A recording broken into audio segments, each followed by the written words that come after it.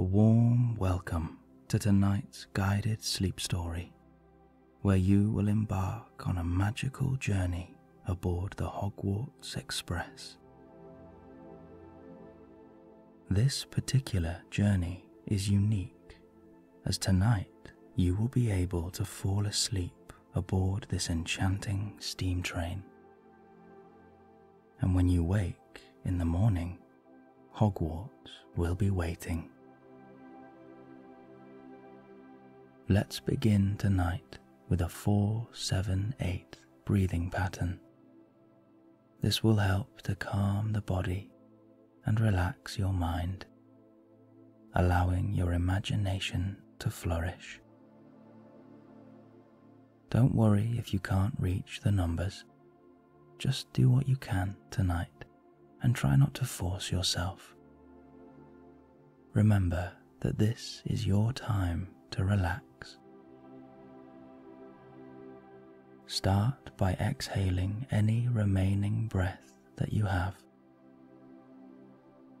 And when you feel ready, breathe in through the nose to a count of 4.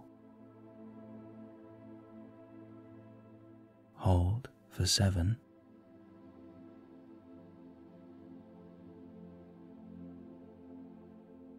And release through the mouth for 8.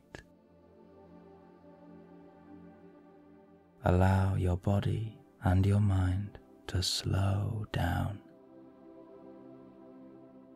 Again, that's in for 4. Hold for 7.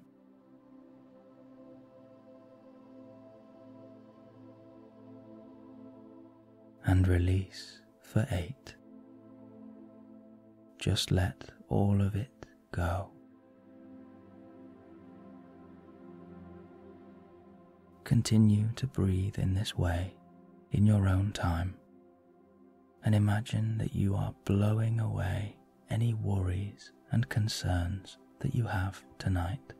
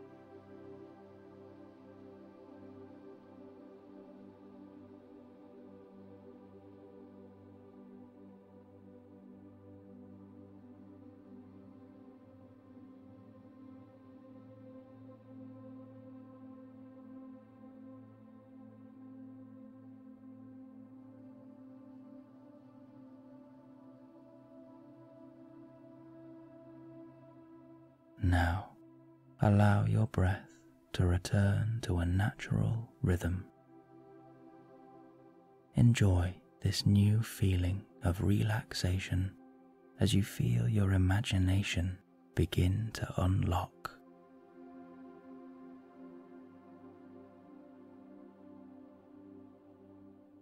And now, let us take a magical and unexpected adventure upon the Hogwarts Express.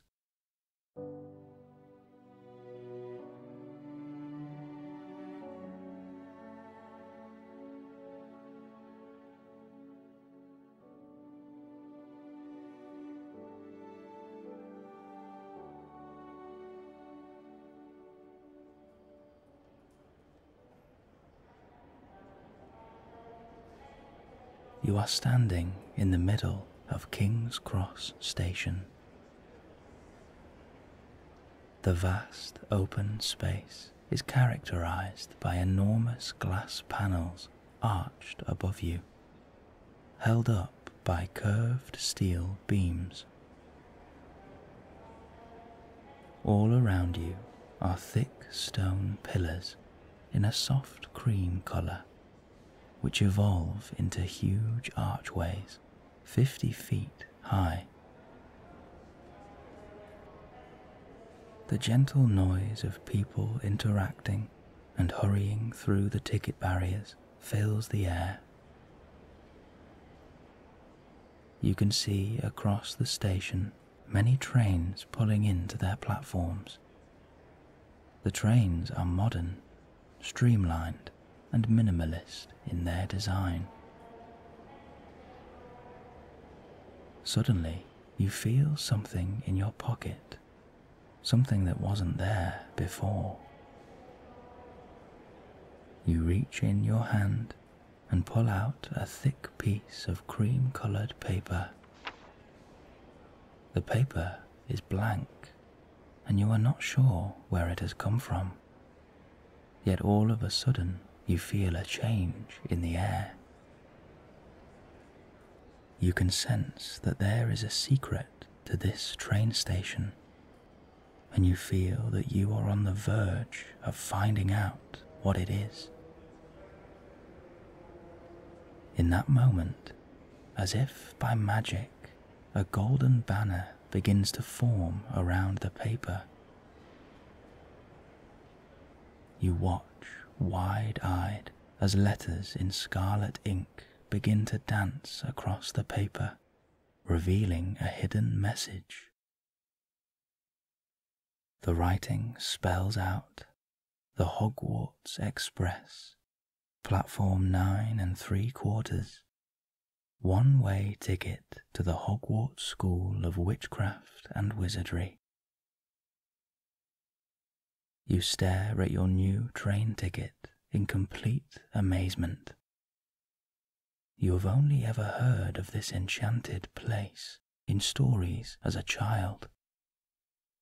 Yet there it is, undeniably printed on the ticket in your hand. As you look around the station now, it feels as though time has stood still for you. Muggles sweep past you from every angle, almost in slow motion, as they go about their very normal day. But for you, a magical adventure awaits. You wander over to the thick, square pillar that sits perfectly between platforms 9 and 10. There is a strange but alluring aura coming from the pillar, but you stop in hesitation, unsure of what to do next. At that moment, you see a peculiar-looking person heading straight for the pillar, wearing a dark cloak and a tall, pointy hat. In their hand, you spy a ticket, identical to yours. They glance in your direction, giving you a nod and a smile as they hold up their ticket. Instantly, they run at the wall and disappear straight through it. Just like the message on your ticket, the entrance is hidden in plain sight, concealed by a powerful magic. You take a deep breath, and without another hesitation, you run at the wall in front of you, closing your eyes in excitement. You feel a vibration flood your body, and a strange yet comfortable darkness washes over you. And then you open your eyes. What stands before you now is indeed a train station, but you are no longer in the Muggle King's Cross. Grey stone walls line the high-ceilinged chamber, and small golden lights seem to fill the air around you. And then, a little further down the platform, you spot the dark crimson steam engine that you have only ever seen in your dreams.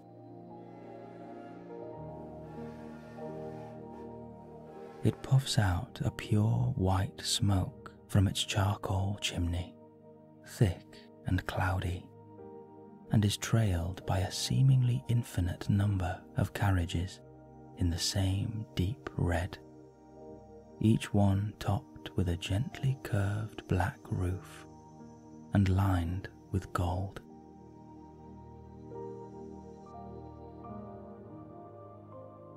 There is a thick, hazy fog that surrounds the undercarriages and covers the wheels, as if the train has appeared out of thin air and is floating above the ground.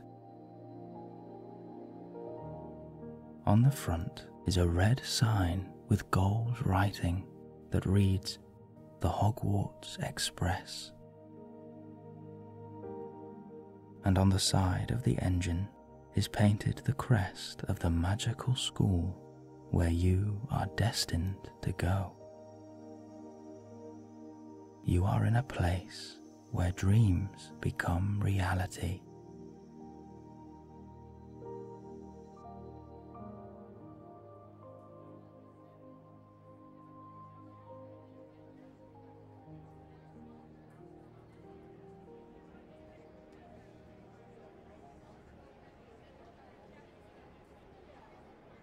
You wander wide-eyed down the platform. A black and white metal sign swings above you. 9 3/4. It is real, and it is yours. All along the platform are many wizards in their school robes, queuing to get onto the carriages. You feel a magical sensation across your body, and as you look down at your clothes, a huge smile creeps across your face as you watch them transform into your very own Hogwarts robes. They are a perfect fit, with the crest of your wizarding house stitched on as clear as day.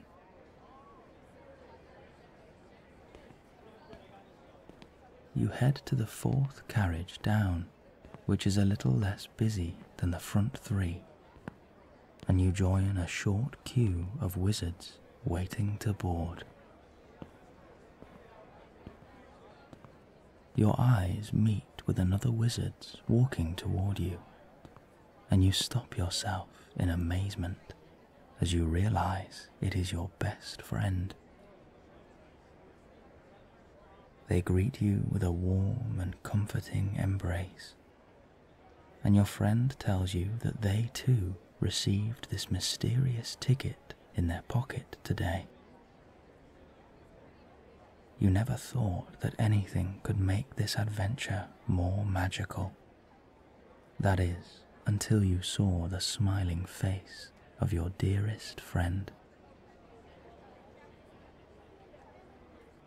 As you stand in line, the rich smell of steam coming from the engine lingers round the platform, which is filled with a bubbling energy. And then you hear a whistle near the front of the train. It's time to board the Hogwarts Express. You climb a set of thin metal stairs that lead up to the carriage.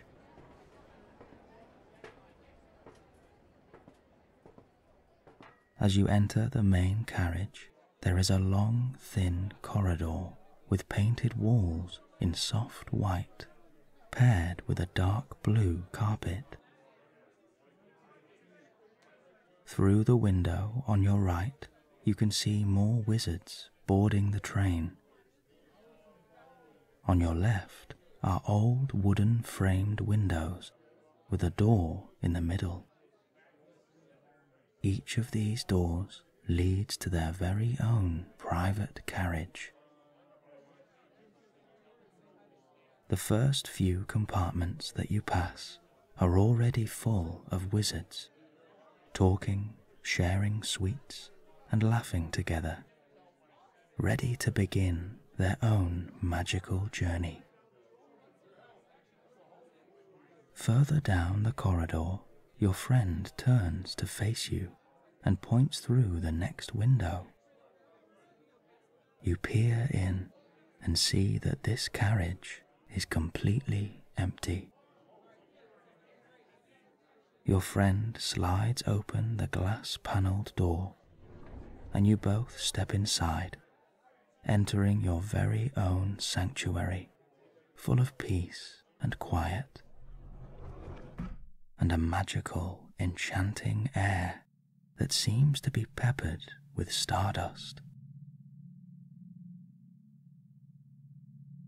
Facing each other are two large seats with dark blue cushions on the base and the back, decorated with a thin gold diamond pattern. On the far wall of the carriage there is a huge bay window, which for now only shows the different shades of grey brick at the other side of the station. Underneath the window, between the two seats, is a small wooden table, holding itself upright without support. As you take a seat in your carriage, you hear a second whistle, now far off in the distance.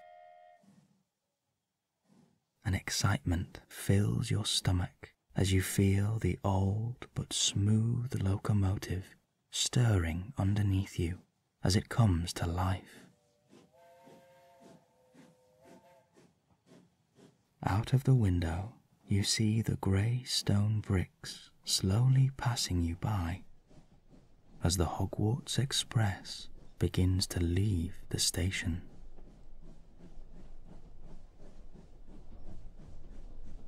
You look to your friend with a smile, and you see their eyes flick up as they point above you.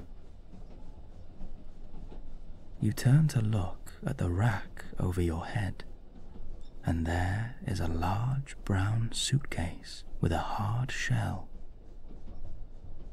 There is another one above your friend. You both reach up and pull down the cases onto the seats next to you.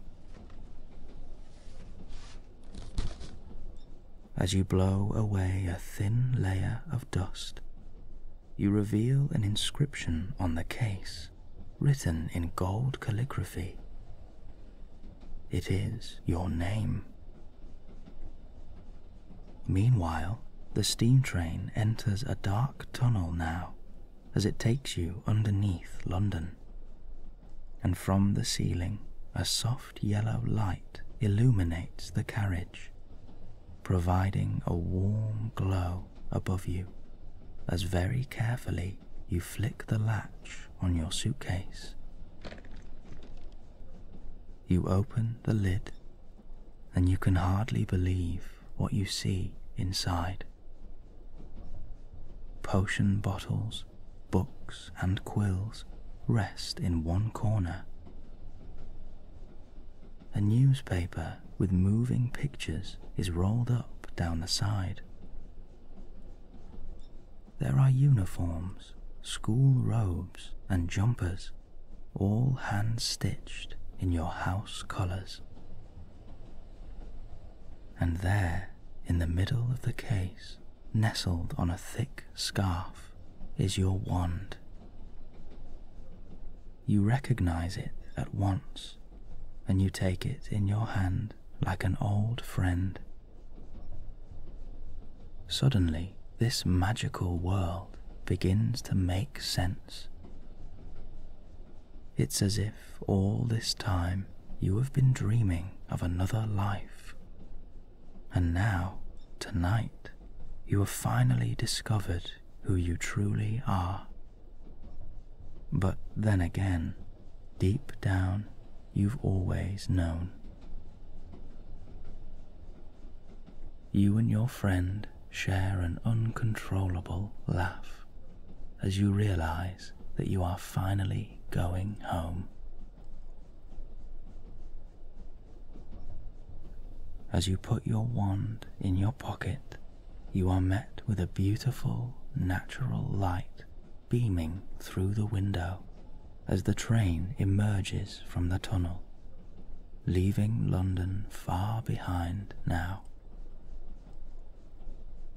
Before you is a vast open countryside, backed by the high sun, which casts a golden light across the green meadows. Tall trees are in a mismatch along the horizon, gently swaying in a ripple with the afternoon breeze, and lines of bushes divide the meadows into smaller fields. The pure blue sky is filled with a chorus of birds darting to and fro across the landscape, keeping perfect rank.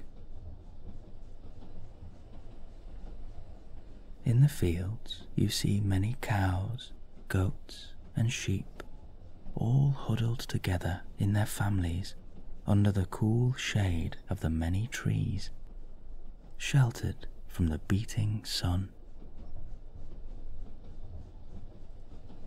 There is an honest tranquility to this landscape, and the beautiful view, coupled with the steady repetition of the train, creates a soothing atmosphere, one that fills you with a deep sense of comfort and peace.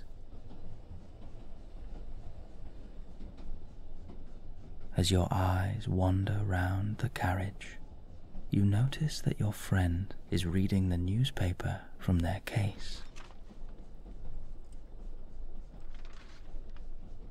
The pages are enormous and cover their face and almost their entire body. You can see the moving pictures on the front page more clearly now. The first is a picture of two wizards chasing each other on their broomsticks. The second, a professor with many exotic animals surrounding him as he looks nervously to the camera.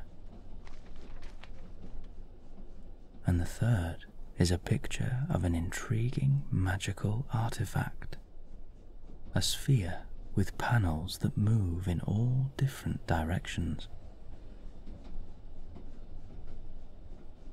The paper suddenly drops onto your friend's lap, and you see that they have fallen asleep, their head gently resting on the window.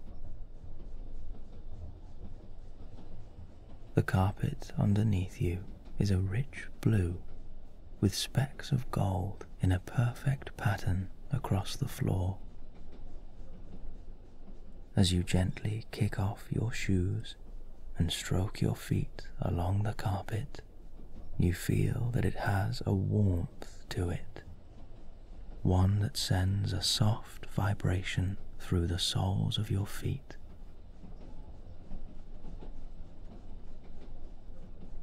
As the train rounds a shallow corner, you look to the right out of your window, and there, once again, you see the iconic steam engine, the soft black coupled with crimson, and a thick smoke puffing from the chimney in a cloud of pure white. The train does not hesitate. Its wheels spin with surety as the engine ploughs forward, guiding you on this adventure. It is a magnificent sight, magical and enchanting.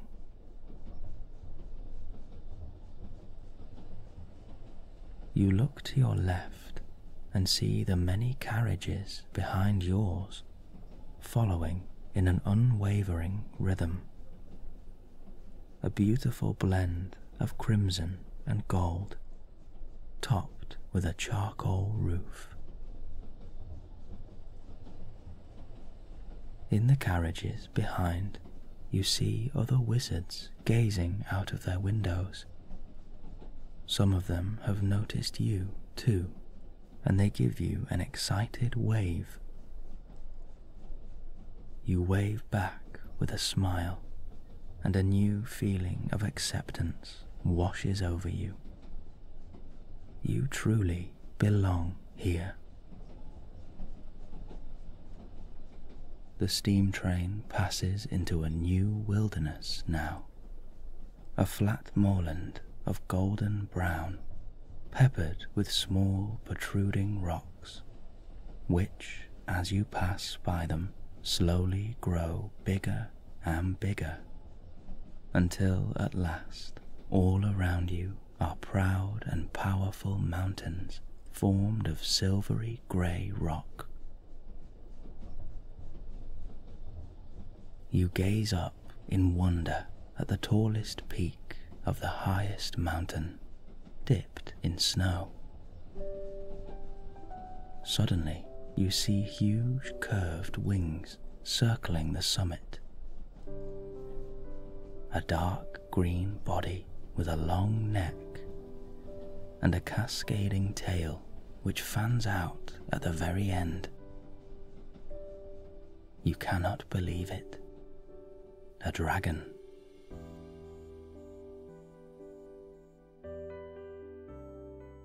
Once no more than a myth and legend in your mind, but now high above you, in a land sealed with magical enchantments, this dragon can fly free. Fearsome, yes, but truly beautiful. You have never seen a creature like this in your entire life.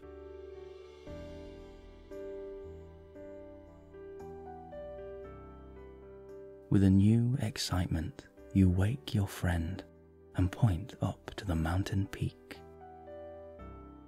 They stare wide-eyed and put their hand to their mouth in amazement.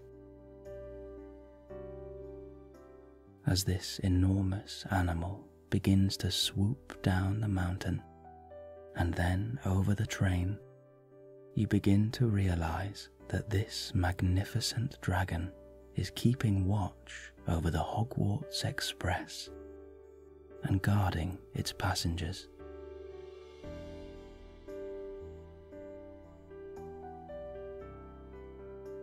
Its wings beat deep and steady as it keeps a perfect pace with the train.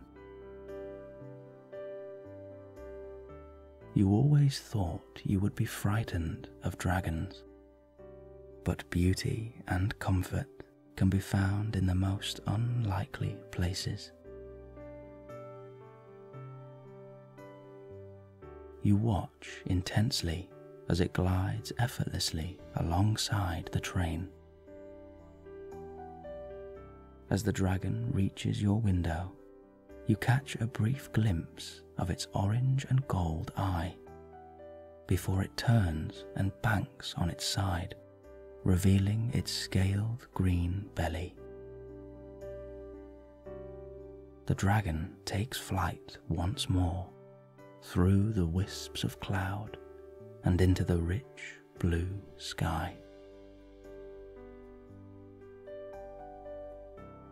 You feel sure that before it turned away from your window, the dragon gave you a slow wink, a gesture of trust from these proud animals.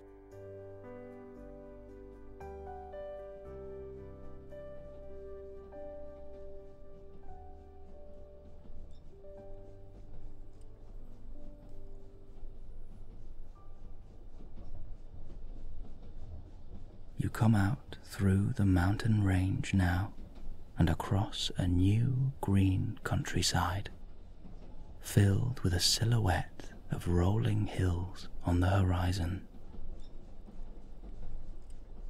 The dragon floats steadily above the steam train, where it will follow for the remainder of your journey. You are safe, and you are completely protected. Gradually across the sky, you see clouds begin to form, and the next moment you notice the splash of a light rain falling across your window. The clouds are very thin, however, and the sky is still bright. Suddenly, you notice that many wizards are gathering in the corridor and looking out from the opposite windows. Your friend gestures to you, and you slide open the carriage door, ready to join in the corridor commotion. Crowds of wizards are pointing out of the window and whispering excitedly. You stoop down ever so slightly and peer out across the land. Then you see it.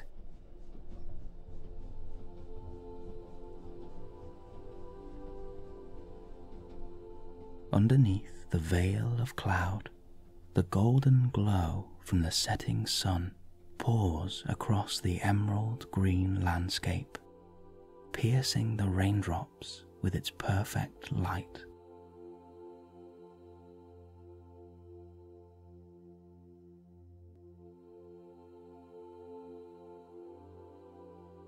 The water transforms into thick raindrops, pouring down in all the colors of the rainbow.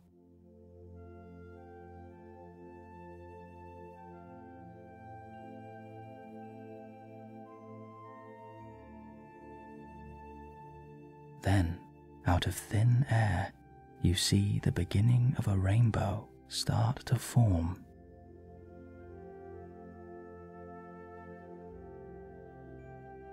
As more rain falls, the rainbow grows in a huge arch, as if it is being slowly painted with a thick brush across the sky.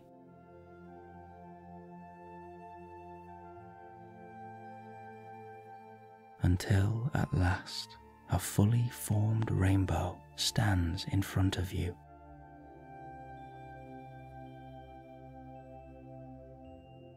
For the first time in your life, you are witnessing the end of a rainbow. There is no pot of gold, however, only the most beautiful array of color that you have ever seen.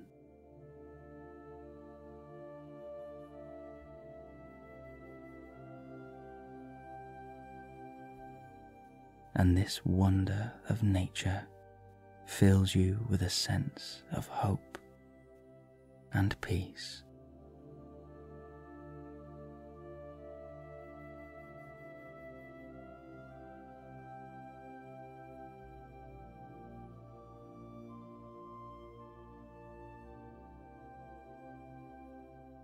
Blackbirds swoop across the dusk and through the rainbow, backed by the rich golden sunset blazing on the horizon.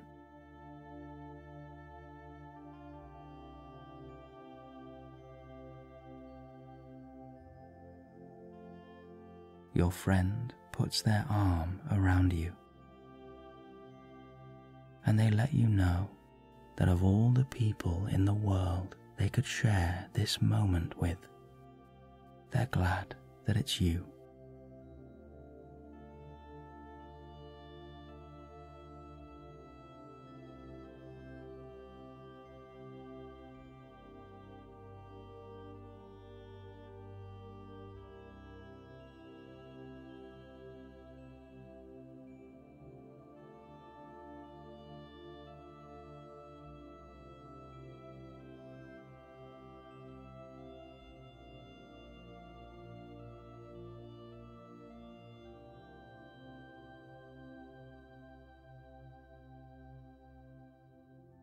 The rain slowly begins to stop now as the clouds break up into tiny pieces and disappear.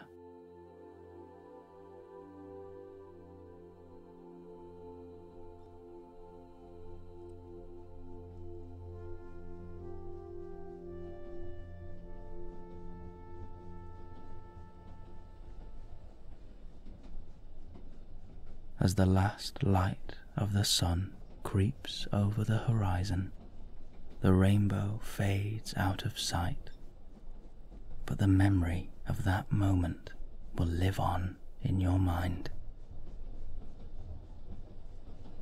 In its place now is a deep purple and blue sky, with the first glimpse of the silvery stars.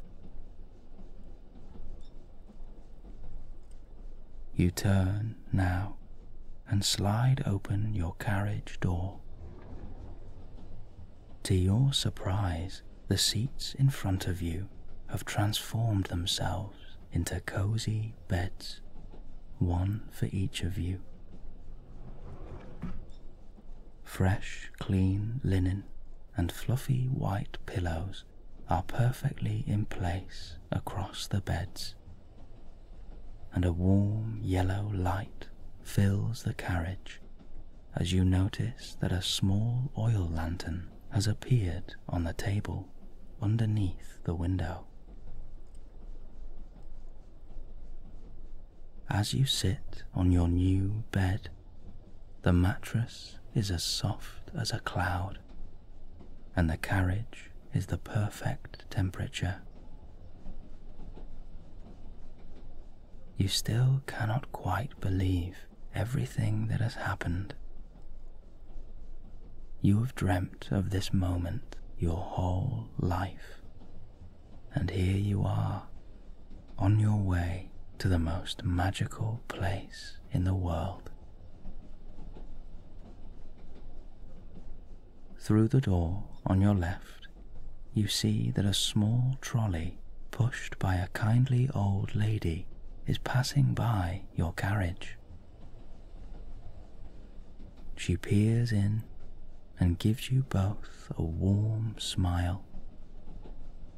You open the carriage door, and she offers you both a small cup of magical tea or hot chocolate before bed.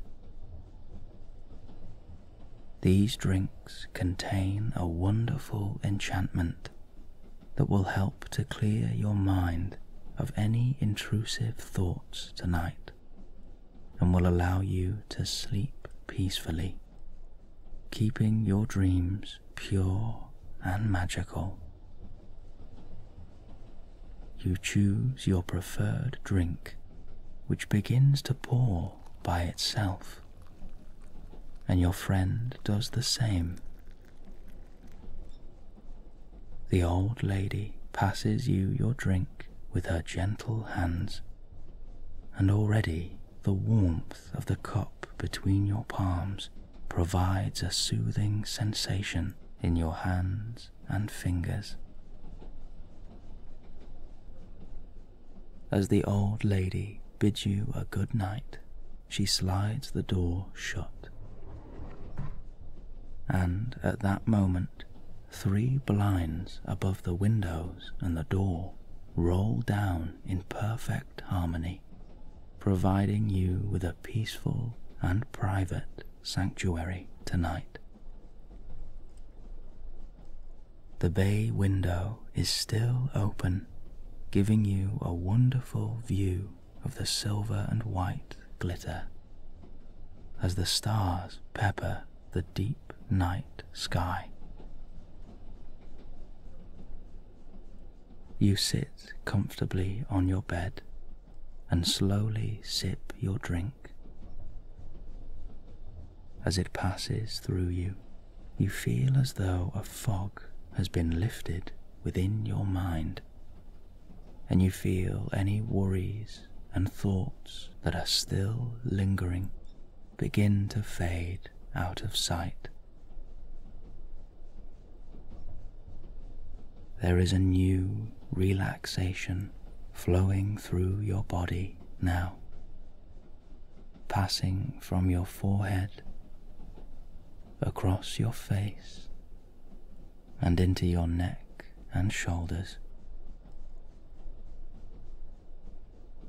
It flows down your arms, relaxing the muscles until it reaches your hands. The relaxation moves down your spine, softening as it goes.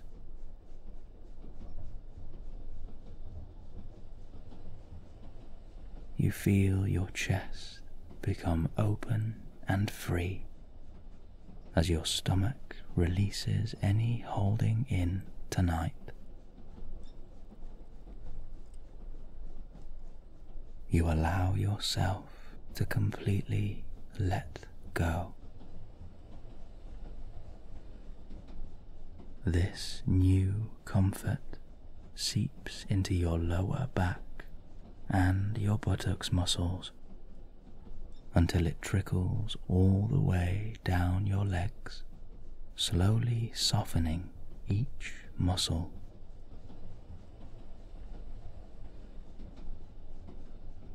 And finally, you feel a new warmth entering your ankles, your feet, and your toes.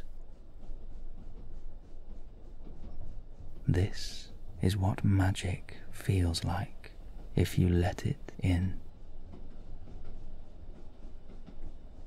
As you both continue to enjoy your drinks, you and your friend share a smile, and you sit peacefully together in a comfortable silence, simply enjoying each other's company in this magical moment.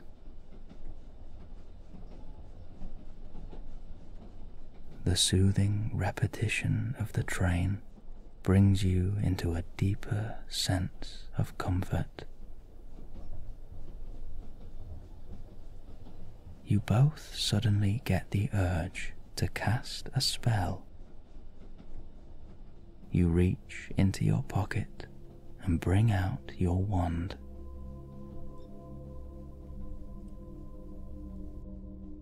You each cast a delicate sphere of light that glows in your favorite colors.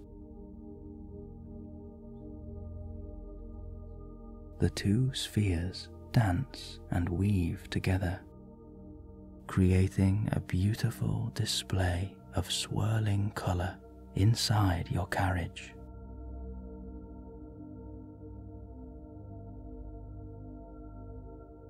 Suddenly, the two balls of light dash through the window and out into the night. Almost instantly, you see a chorus of colorful spheres coming out of the other windows on the train, cast by the many wizards on board the express. This multitude of color forms into a swirling pattern across the night sky.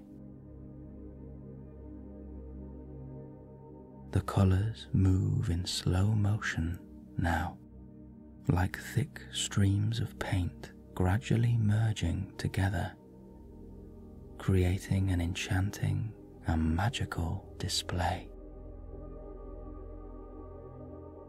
You know that you belong here,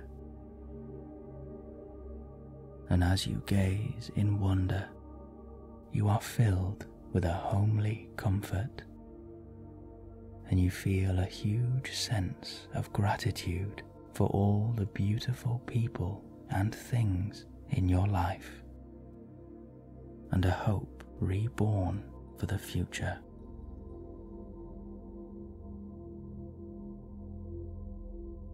As the colors begin to fade, what takes their place are 4 starlight constellations glistening across the purple and black night.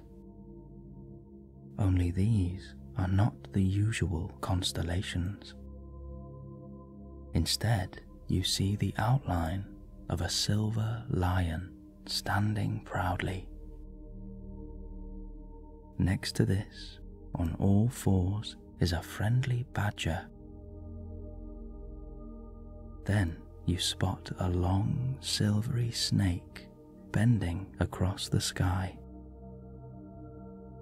And finally, swooping over the top, is a powerful eagle. The lion is backed by a faint red glow, the badger with yellow, the serpent green, and the eagle with blue.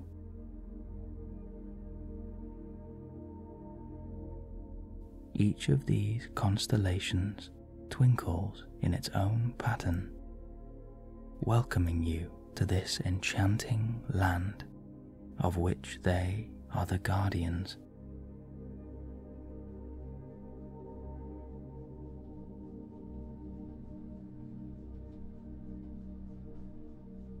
You feel your eyes becoming heavy, and your body is in a deep state of comfort.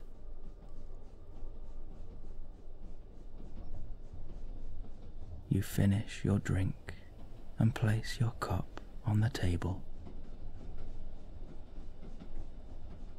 You cannot resist the urge to lie down in your cloud-like bed. You sink down into the mattress and feel a sense of complete safety aboard this magical steam train. As you take one last look at the white glitter of the night, you catch the faintest glimpse of a winged shadow passing over the stars. The dragon still watches over you.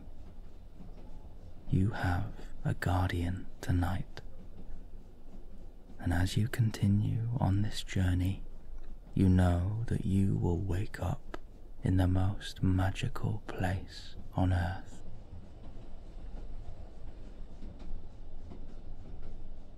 You lie in bed, cozy and warm, and talk sleepily with your friend about what the castle might look like. You begin to paint a picture in your mind. Tall towers of enchanting stone with high pointed roofs, the long windows giving off a warm yellow light. At the base of the castle, a courtyard of smooth stone encompassed by an arched walkway. Across the vast grounds of the castle are beautiful green spaces with a huge patch of thick trees in a cluster, the Forbidden Forest. A small hut sits on the borders of the forest, reserved for the lovable gamekeeper. You picture an enormous lake in the middle of the grounds that shines with the moon, and under the water is an array of magical creatures. If you are standing in the courtyard, then in front of you are huge iron doors 20 feet high. You cannot wait for these doors to open for you as you take your first steps into this magical castle. You let go of everything else as you continue to see all the details of the castle where you are destined to go. Your home is waiting for you. You allow any remaining thoughts to drift away from you now. In the warmth of this carriage, on this enchanting steam train, guarded by a magnificent dragon, you are completely safe.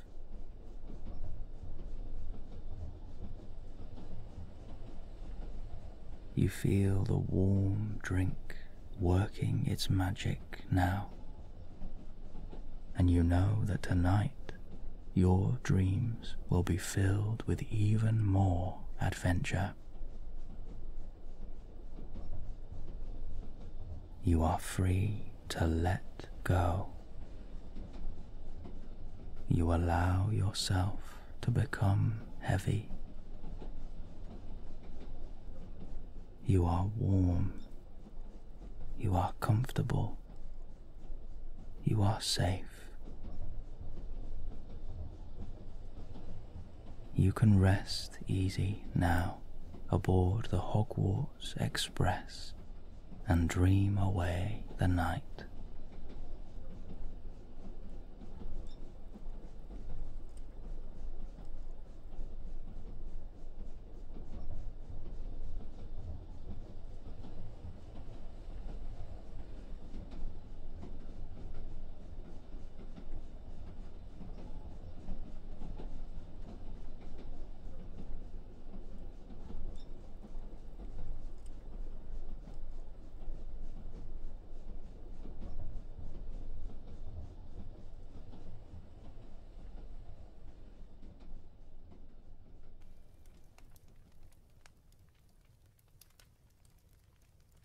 It is the morning of Christmas Eve, and you are lying in your bed in your house dormitory. The sun is reflecting on your bed curtains, which are the colours of your wizarding house.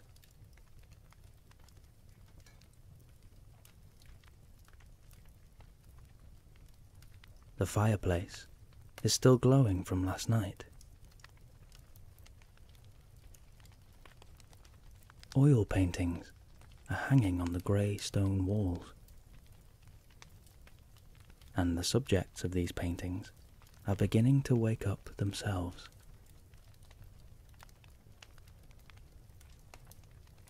All the other beds are empty, and most of your house must be in the common room.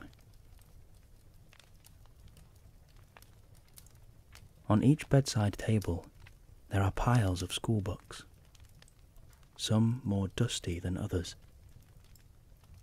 and scraps of parchment with unfinished homework are spread over the floor. You see that on your bedside table is a fresh cup of hot tea, with a small tag on the handle. The tag reads, "Homemade enchanted elven tea. Merry Christmas from the elves downstairs."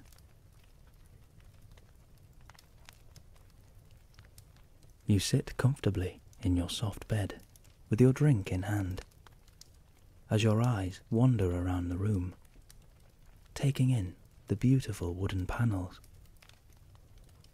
the old stone pillars, the Christmas decorations, and the small castle windows with beads of snow floating by. This is your home.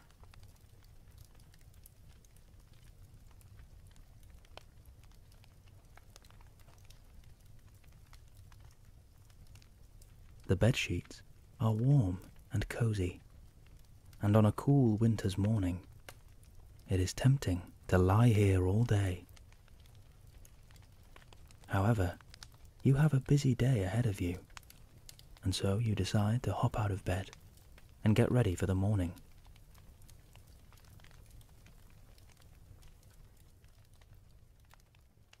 You head downstairs into the now empty common room and straight out the portrait door.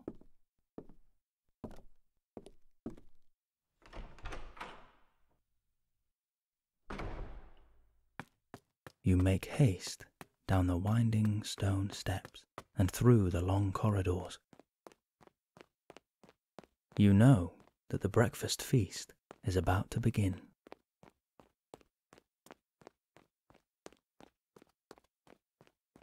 As you get closer to the Great Hall, you stop to admire the enormous Christmas tree in front of you.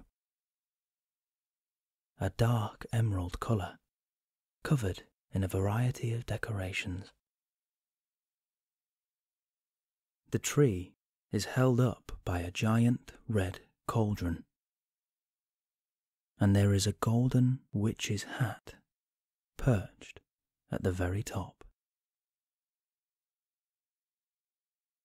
The smell of a hot breakfast is drifting out of the hall. Your patience gets the better of you, and you cannot resist any longer as you walk inside.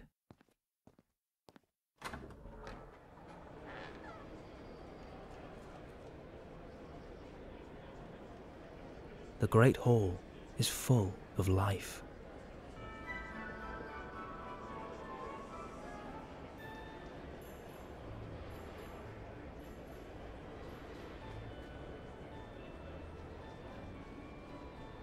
On the enchanted ceiling, you see a golden sunrise with a gentle snow, and the floating candles are providing a glowing archway above you.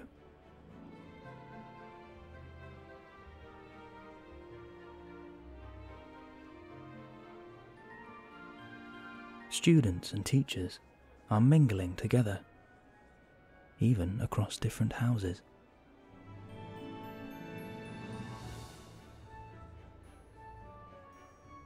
Further down the long wooden table, you spot a few of your friends who are waving at you with a wide smile, beckoning you to join them. You head over and join your friends.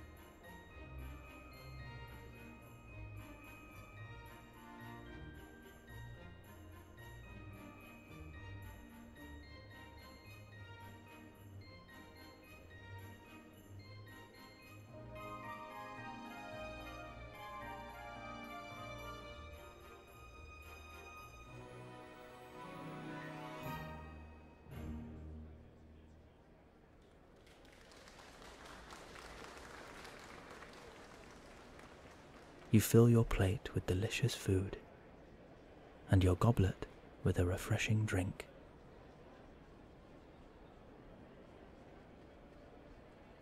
As you enjoy your breakfast, a rumour has passed down the table that the giant lake has frozen over, and at midday there will be an ice skating party.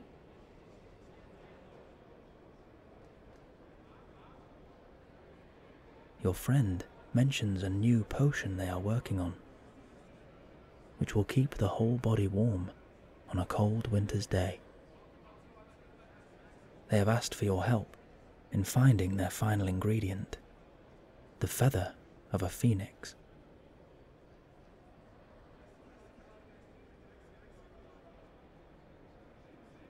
You glance over to the teacher's table at the end of the hall, and you spot the pure white beard of the headmaster, who, with a twinkle in his eye, gives you a gentle smile. You see his delicate hand wave his wand, and a piece of parchment in the shape of a small bird is flying over to you.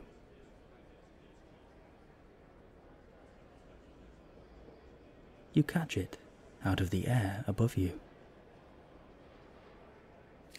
As you unfold the paper bird, something falls out and is floating down onto the table. A small red feather, mingled with yellow and orange. A phoenix feather. Your friend is speechless. You look back at the headmaster and give him a thankful smile. But how did he know?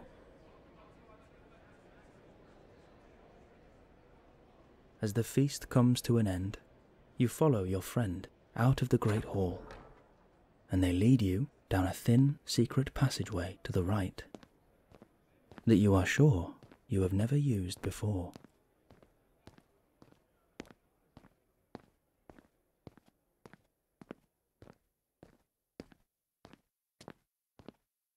As you reach the end of the corridor, you watch in amazement as a large wooden door appears out of thin air.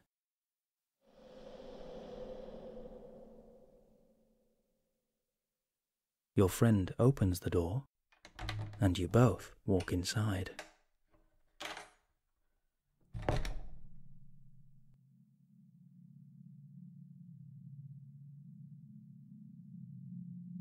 The room is enormous, as big as the Great Hall twice over.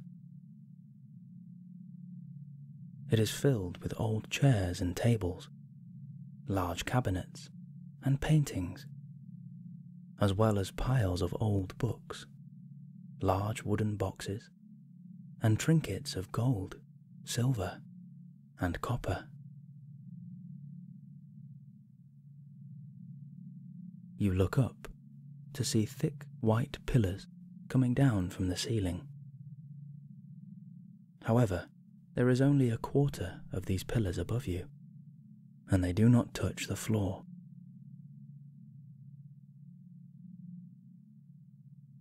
It feels like old magic that has been enchanted for many years.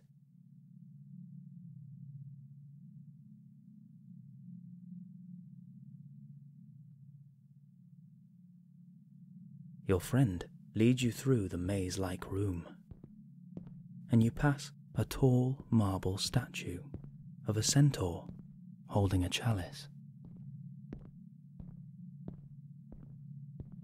You head round the corner and come to a small clearing of stone. Your friend tells you that this room is only usable for those who have great need of it.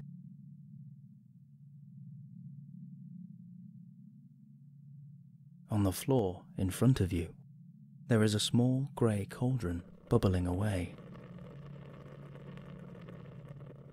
Smoke rises from the cauldron in colours of red, green, blue, and purple.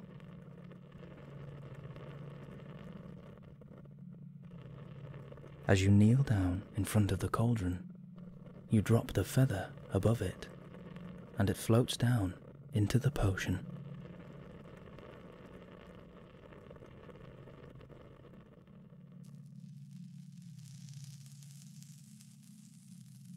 The feather begins to dissolve, and the bright green liquid becomes a whirlpool, morphing into a deep sapphire colour.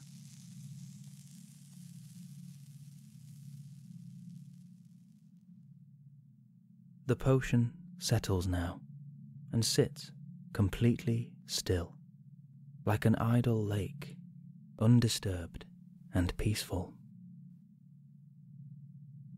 It is ready. Your friend pours it into 2 large vials. You decide to try a small sip now.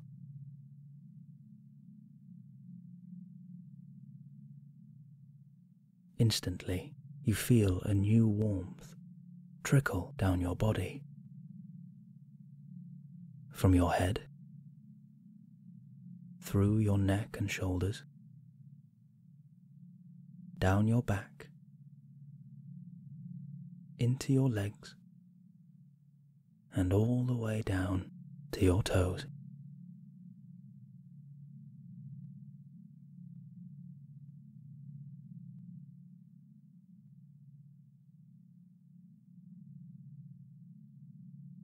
You check your watch and realize it is nearly midday, and everyone else is bound to be at the lake.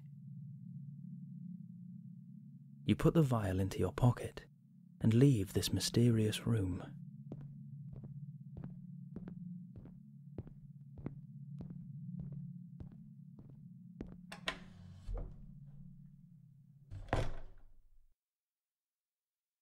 you begin to run down the corridor. Your footsteps are echoing through the stone tunnels.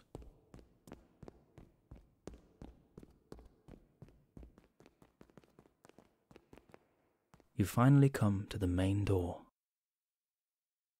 It is 20 feet tall and made of solid iron with circular handles. Through the gap, you can see fresh, thick snow layering the castle grounds, which is glowing from the midday sun. You run outside and leap into the snow.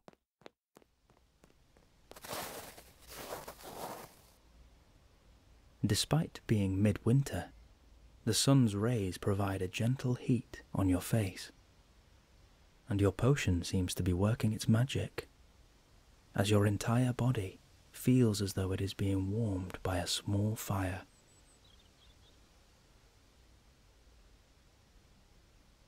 You start to wander down to the lake. The layer of snow crunches under your feet, and the air is cool and crisp.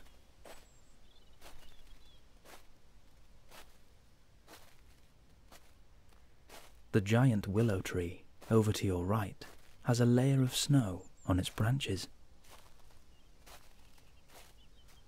The tree gives an almighty shudder, and you see the snow falling off and disappear into white dust as the willow's bare branches wrap around itself.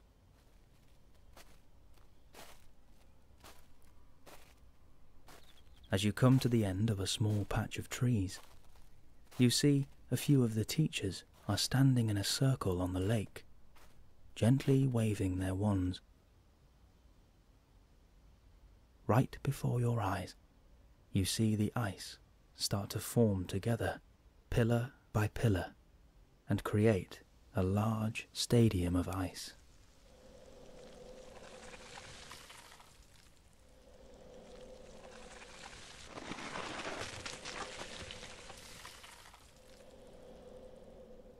At the entrance is a tall archway of ice, with inscriptions carved on the top.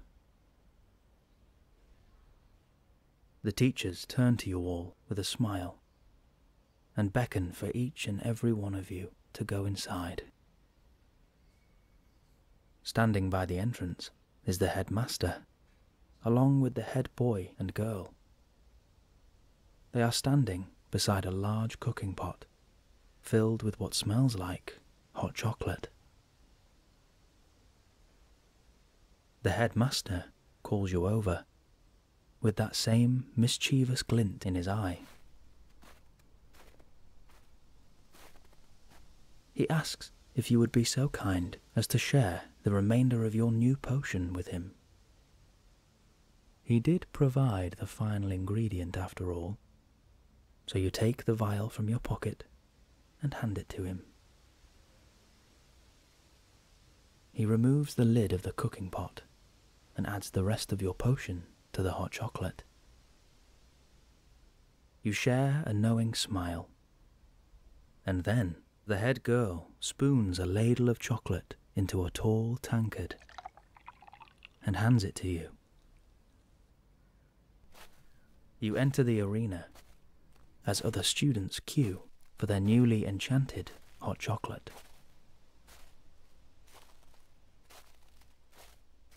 As you emerge from the archway, you see an oval-like arena held up by huge pillars of ice. There are powerful enchantments at work here, and you can feel the magic in the air.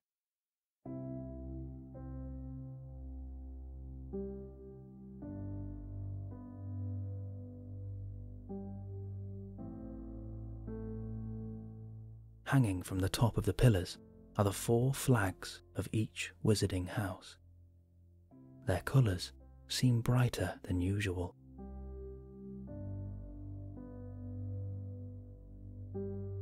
The ice in the middle looks perfectly smooth, like a layer of silk. And in this arena are many seats which are carved from ice, but all of which have blankets thrown over them.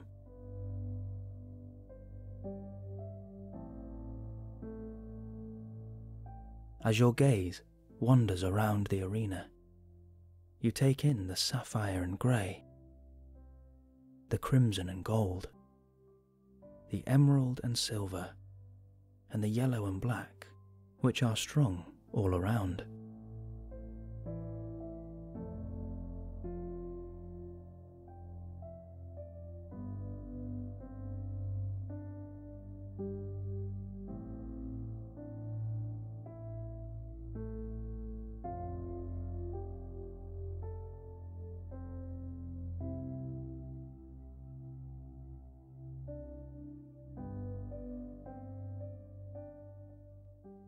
You walk around the small path just outside the rink and find a seat with the rest of your house.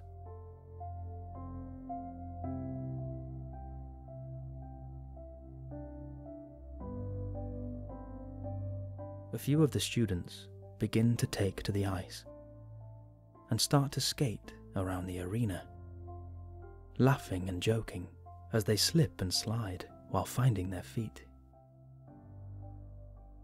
Others begin to cast magic spells, and bright blue spectrals appear in the form of their favourite animals.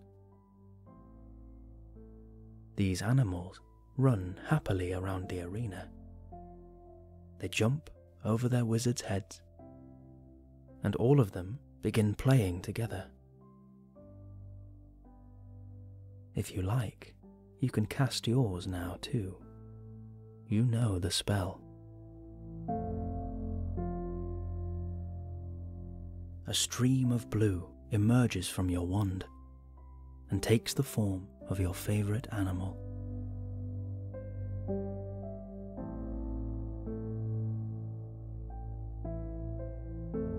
It dances around you playfully, and you feel a sense of comfort as you watch them join in with the others, and you can't help but smile.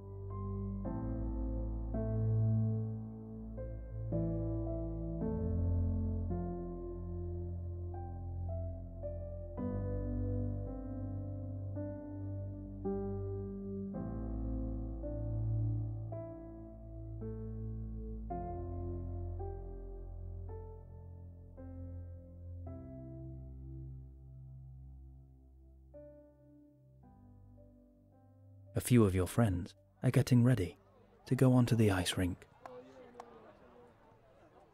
You are hesitant at first, but one of your friends kneels down and casts a quiet enchantment on your skates.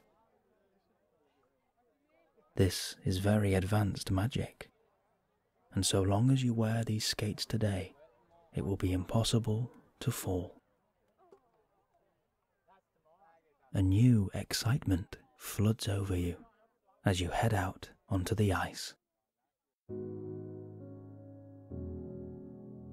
You skate at whatever pace you feel comfortable with. The cool breeze is refreshing on your skin, but your body is warm and your feet are steady. You haven't felt this free in a long time.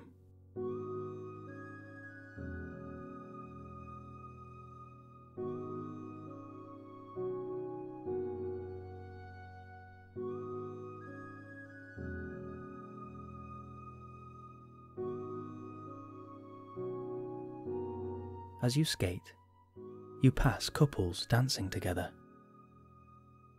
students playing games on the ice, and the bright blue animals running and weaving through all of the action.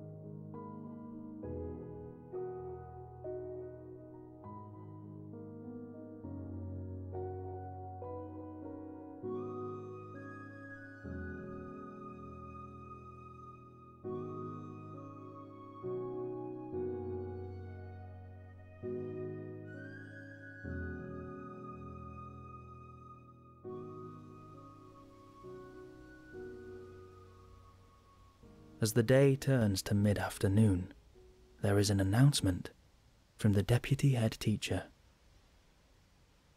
There will be a spontaneous trip into the nearby wizarding village, where you can explore the streets and shop to your heart's content. You head back out into the snow-covered grounds of the castle.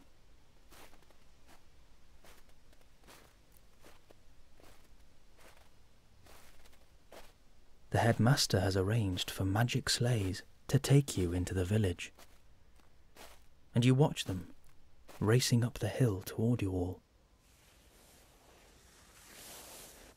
A small wooden sledge slides up to your feet and slowly turns itself around, ready for you to take your seat. You get yourself comfortable on the sledge and take hold of the rope in front of you. In that moment, your sledge sets off down the embankment, along with all the others, as you make your way down to the village.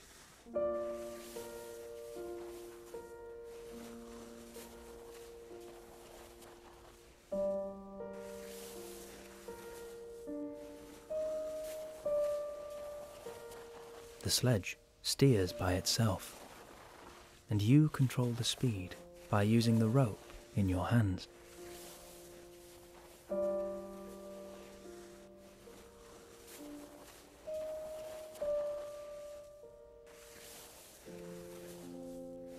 You might decide to race a friend, or to simply coast along nicely at your own pace.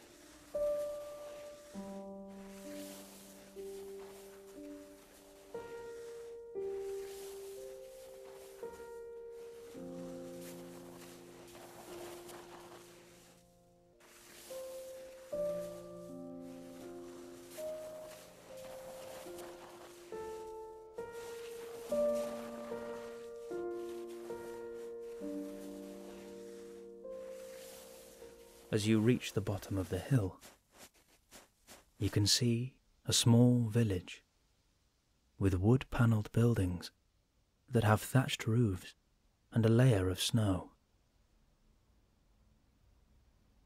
Warm yellow light is glowing in many windows. You see 2 tall Christmas trees acting as a gateway into the village. And behind the village, you see white hills in the distance.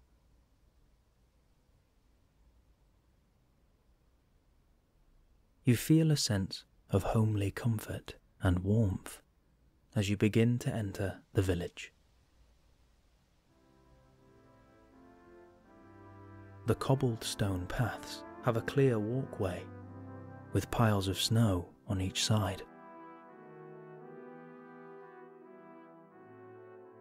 Decorations go from house to house and form a colourful canopy above you.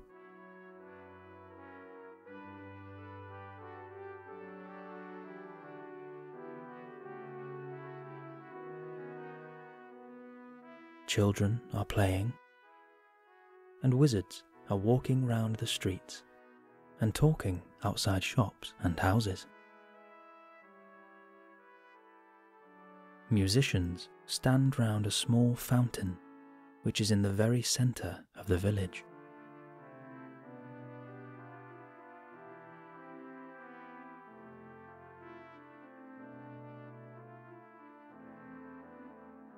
In one window, you can see a collection of broomsticks and wizard clothing.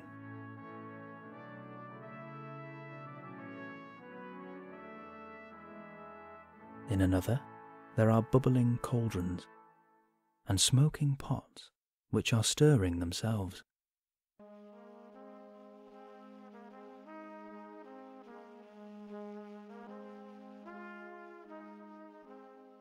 Another has small, furry creatures with big, welcoming eyes.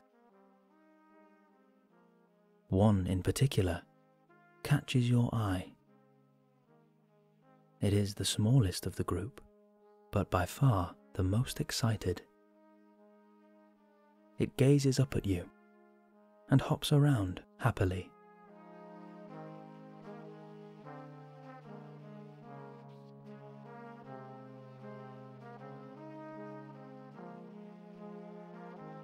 You pass the sweet shop window, filled with multicoloured lights and a grand display of all your favourite magical sweets.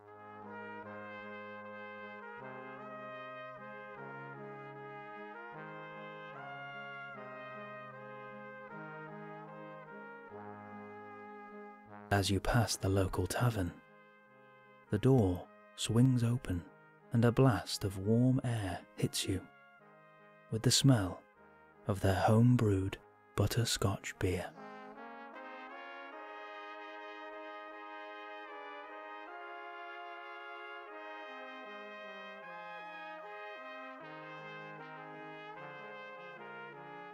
You have time to visit one shop today, and then everyone is to meet in the tavern. As it's Christmas Eve, you're feeling indulgent, and you decide to go with your friends to the sweet shop. You enter the sweet shop.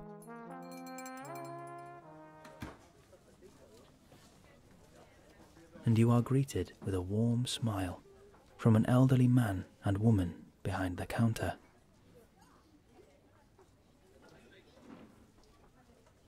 The shop is busy, with both students and customers alike.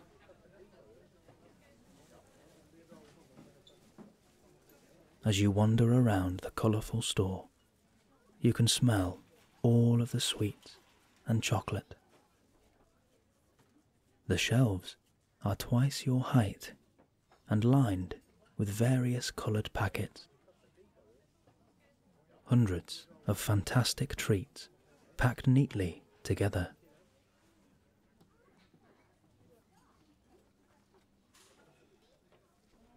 The elderly lady approaches you with a smile.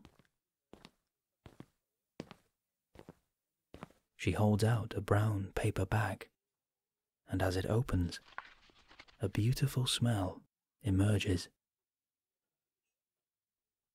You reach in, take out a boiled sweet, and ask what it is.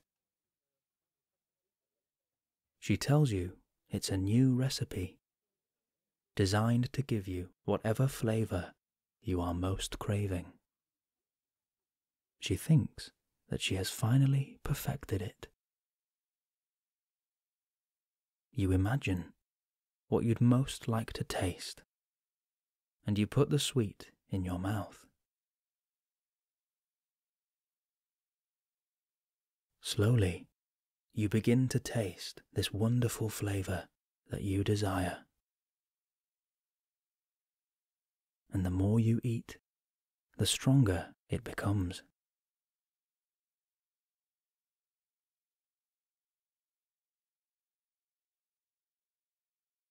As the sweet finally dissolves, you are filled with a warming comfort. You look out through the square panelled windows and into the cobbled street outside. Directly opposite you, you see that same furry animal from before, still looking at you with its big, hopeful eyes. You would love to go over and meet this animal, and you think that if you're quick, you might just have time. You thank the shopkeeper as you quietly slip away and run across the street.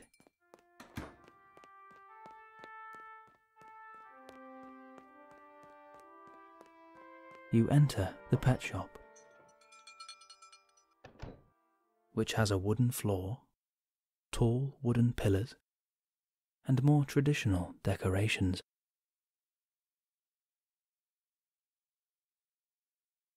The atmosphere is calmer here. Many of the animals are sleeping, and the shop is only a few minutes from closing for the day.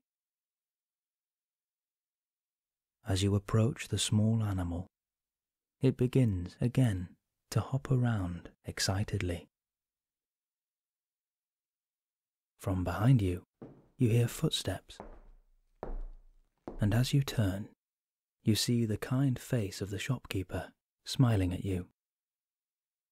They walk past you, unlock the cage, and remove the tiny animal. They gesture to hold out your hand, and they place the animal in your palm. As you gently cup this small creature in your hand, it curls up instantly as you stroke its tiny head. Without any hesitation, you pay the shopkeeper, and you place your new animal on your shoulder. You hear a knock at the window, and there are your friends, beckoning you to come outside. It's time to visit the local tavern. You walk back into the street and head towards the tavern.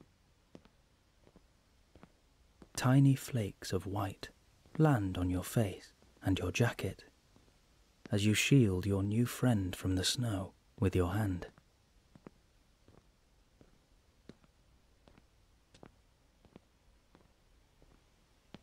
As you swing the door of the tavern open, the warm air and the smell of butterscotch beer are still as powerful as before.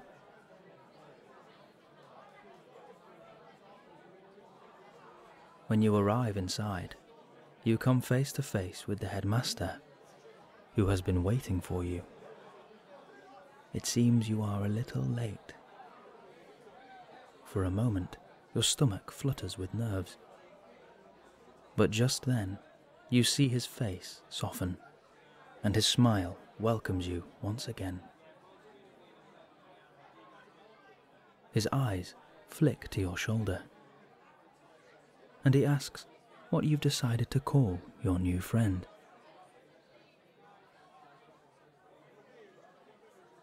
He gives the animal a gentle stroke under its chin, and then invites you to join the table, where you find the others are beginning to take their seats.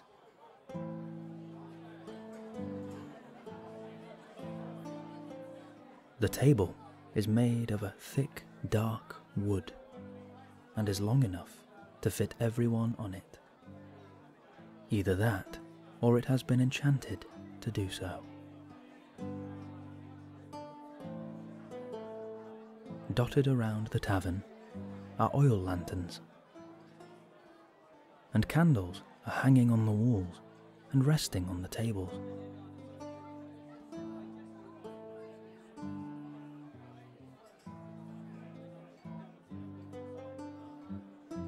In a quiet corner of the room, there is a group of folk musicians playing a gentle tune which underscores the atmosphere.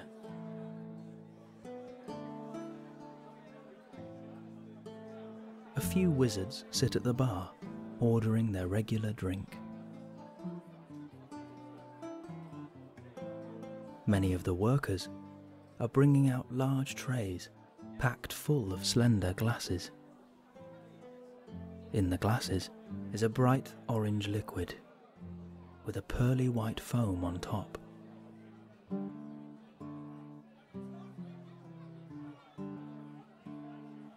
One of these drinks is placed in front of you, and you take in the sweet smell rising from the glass. You bring the glass to your lips and take your first sip. The drink warms your entire body, and the sweet texture of the foam is a delicious blend with the thick orange liquid. You join in with the festivities, the jokes and the conversations, which are mingling around the table as you enjoy your hearty drink, and while your new friend takes a nap on your shoulder.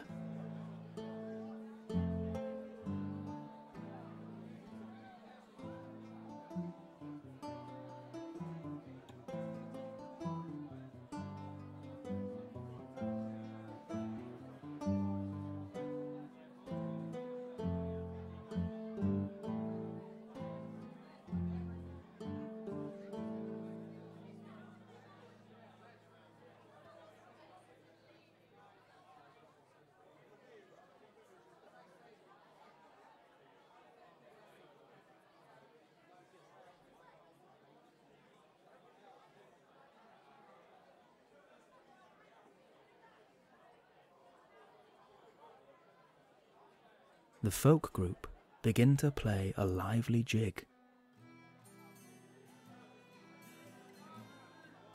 and more people get up to dance.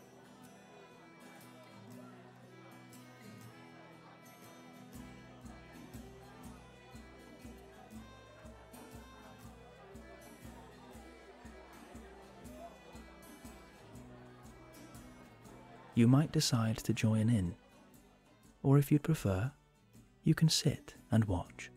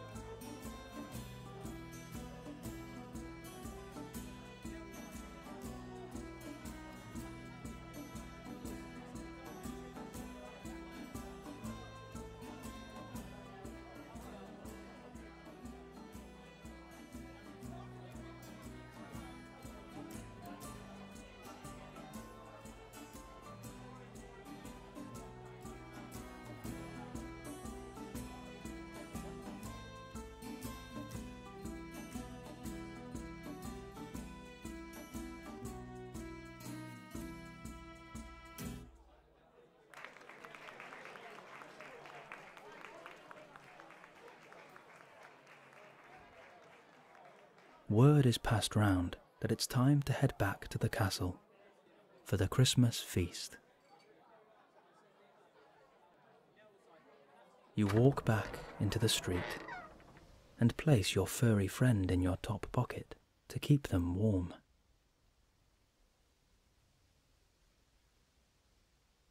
The sun is setting now, and as you look down the cobbled street, you see the purple and red sky, illuminated by the golden sun, as it begins to sink lower behind the thatched buildings of the village.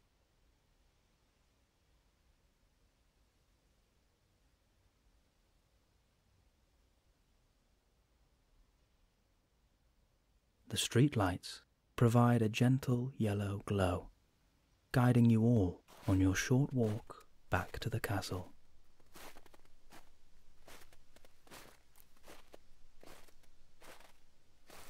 Your body feels warm and comfortable, and the air is mild.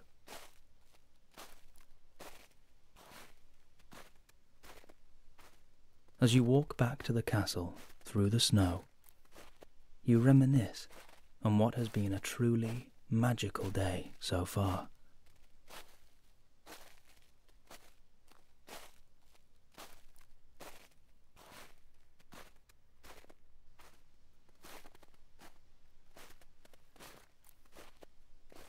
Then, as you emerge over the top of the hill, you see it.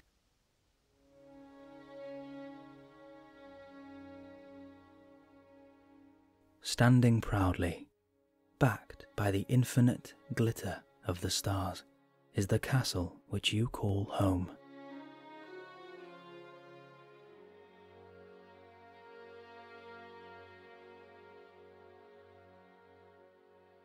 Tall towers of old but immaculate stonework are protruding from the main structure.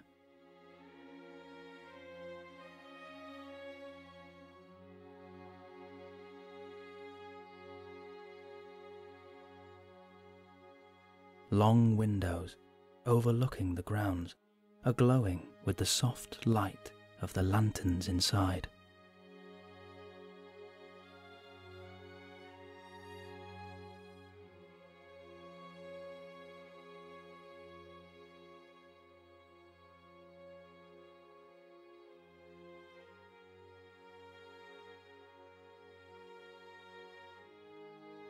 It is a perfect sight, and one that you will never forget.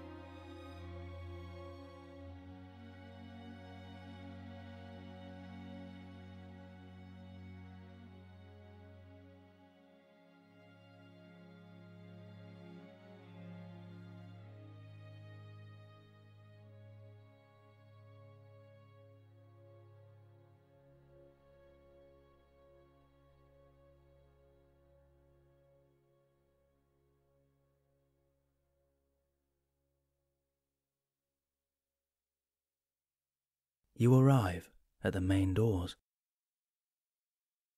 One by one, you enter the castle and follow the group into the great hall once again.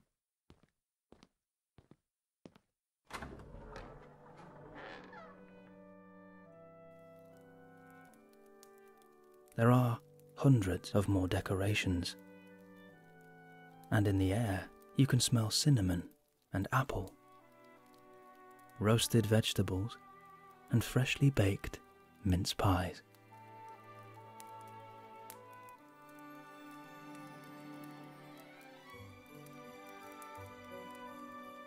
To your right, the enormous wood fire burns and glows, warming the entire room.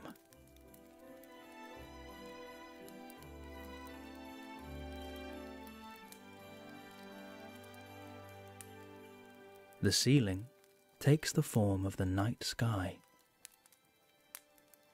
Shooting stars dart above you.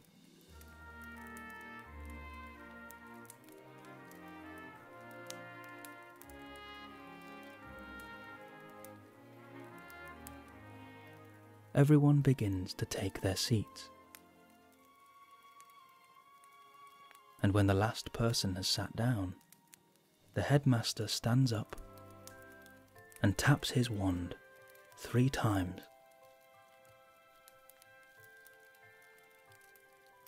Right before your eyes, you see an entire Christmas feast appear in front of you.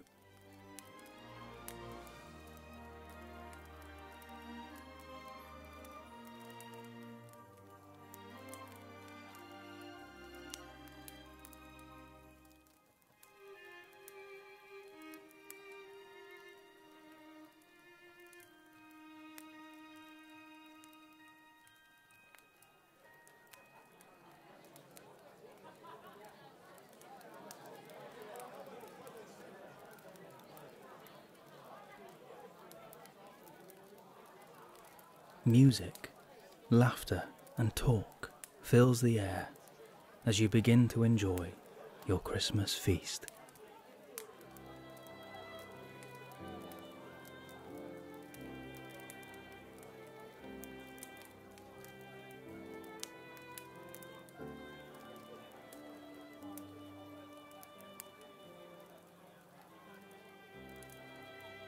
You pass small pieces of food to your new friend, who is sitting comfortably on your shoulder, and you take in the beauty of this moment.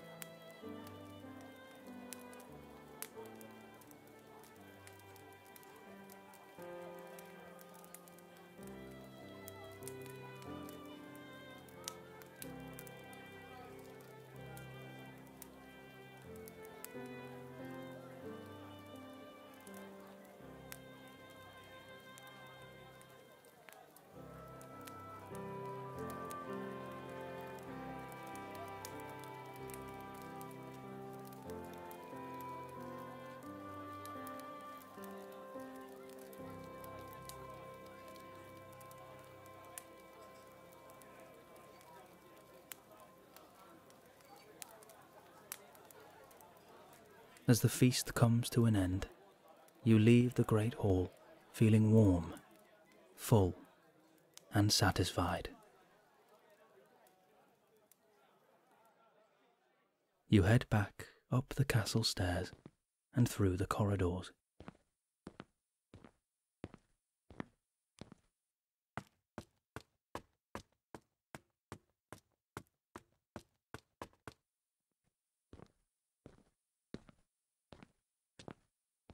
Finally, you reach the common room portrait, which is wide open as more people are filtering back inside.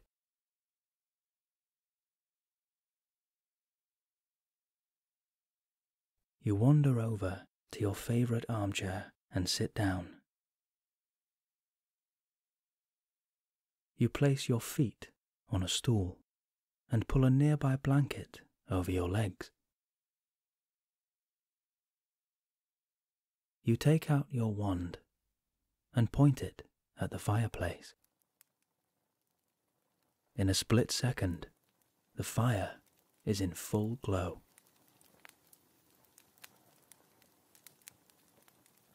You sit, completely relaxed, and you let your eyes wander around the room, taking in what has been a perfect day in a perfect place.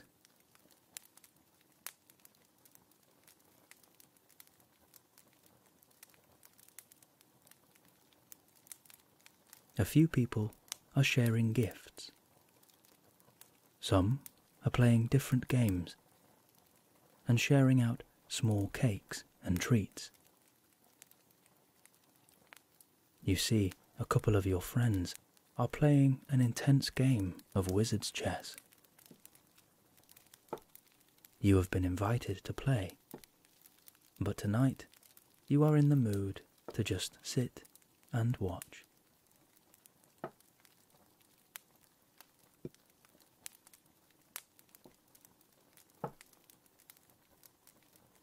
Your furry friend is lying in your lap and fast asleep.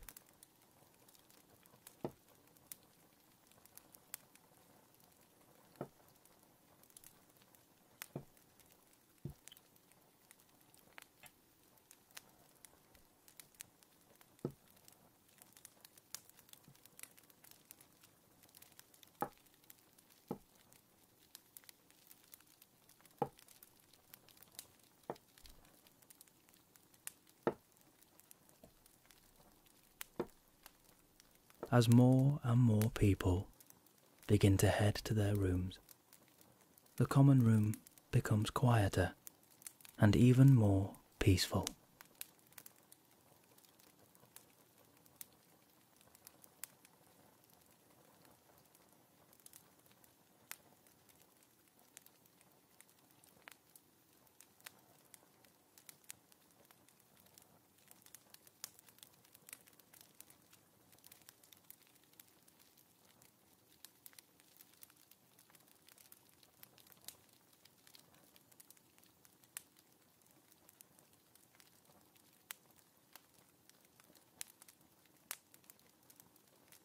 Your eyes begin to feel heavy, and your body is warm and comfortable.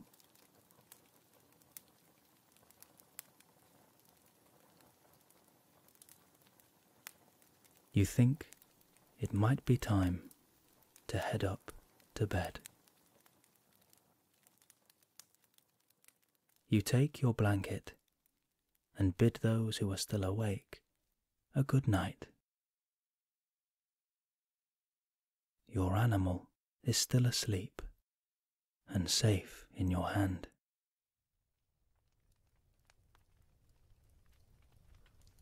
When you enter the bedroom, there is a warm glow from the oil lamp, and a gentle fire is crackling. You place your new friend on your bedside table as you get yourself into comfy clothes, ready for bed.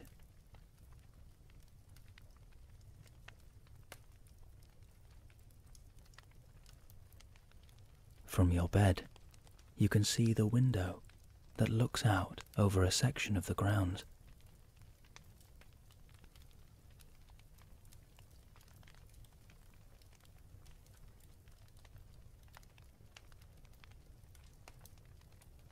You gaze out in wonder as the moonlight illuminates the snow-covered grass. And in the distance, you can see the lake surrounded by trees.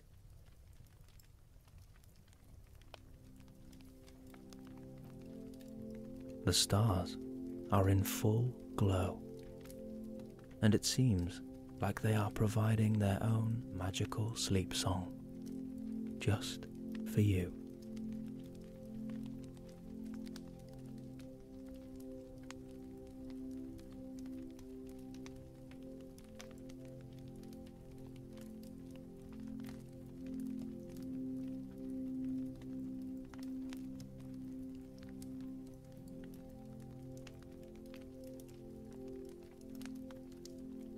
you lie in this enchanted bed that feels like you are lying on a cloud.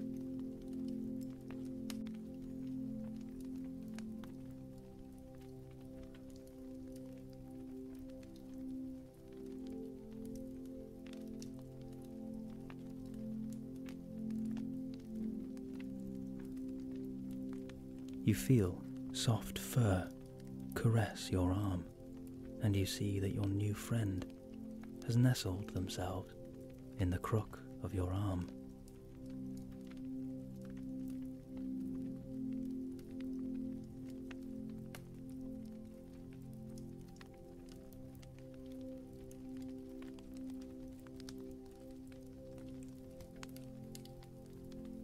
This truly is the most magical place on earth, and it is your home.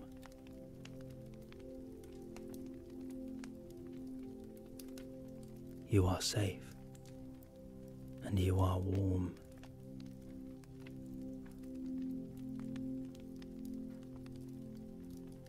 Your body is heavy and completely free.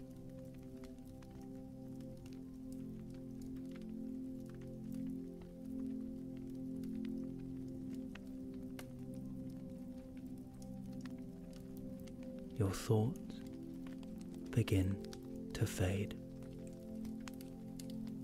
as you drift off to sleep.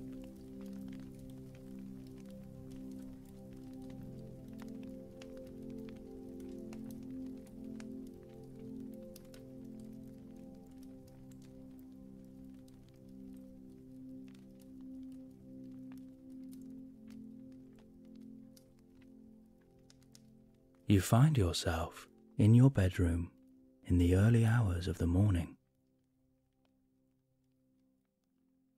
Outside, it is still dark, but the very tip of the sun is beginning to creep over the horizon. Your suitcase and broomstick sit in the corner of your room, packed and ready to go, with your animal fast asleep in their cage on top. And then you hear it. The low purr of a car engine far off in the distance. Only this car doesn't use the normal roads. Appearing out of thin air on the horizon, you see the light blue car flying over the rooftops.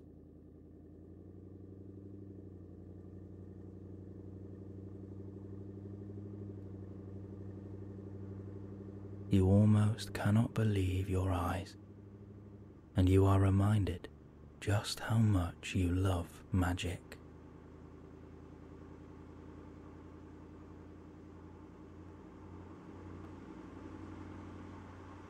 Before you know it, the car pulls up alongside your window, and inside you see 4 of your friends, all with bright red hair and cheeky smiles. There are the 2 twins, Fred and George, their brother, Ron, and the youngest sister, Ginny, all waiting for you to get in. The boot of the car pops open, and you throw in your case and your broomstick. Ginny opens the door, and you climb in from your window and onto the back seat, bringing your animal with you and putting them on your lap. Ron tells you they're sorry for waking you so early, but you can't risk being seen by muggles now, can you? You give Ron a smile, and you gesture to Fred, who is driving, that you are ready to leave. He gives you a mischievous wink as he flicks a silver switch on the dashboard, activating a powerful invisibility spell. A strange but exciting feeling comes over you as you watch the front bonnet fade out of sight. But inside, everything is still as normal.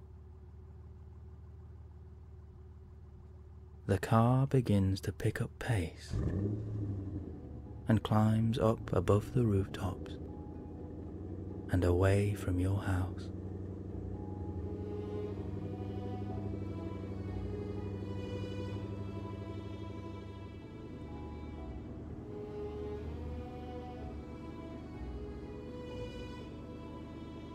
As you look down onto the street, you see a muggle walking their dog, but they are blind to your presence above them, and the rest of the village are sound asleep, unaware of this magical journey that you are taking.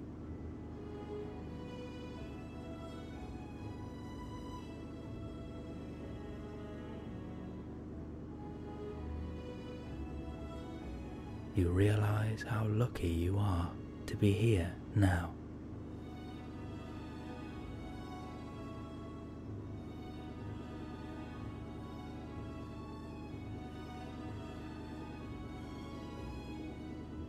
The sun has half risen over the rooftops and casts an enchanting glow across the sky. The clouds become golden and bright, and as you drive towards a thick cloud in front of you, you feel as though you are about to enter a completely new world. Laughter and excitement fill the car as you soar through the golden white mist.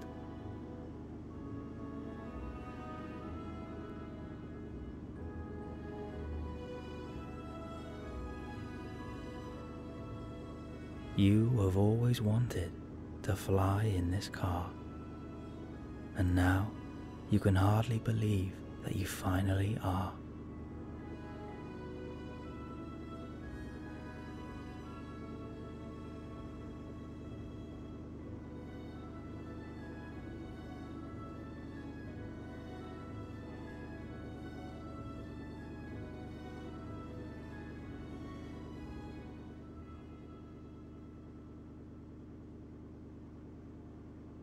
Before you know it, the car emerges from the top of the cloud, and you are met with a blast of sunlight and a beautiful countryside filled with rolling hills and a dark green forest.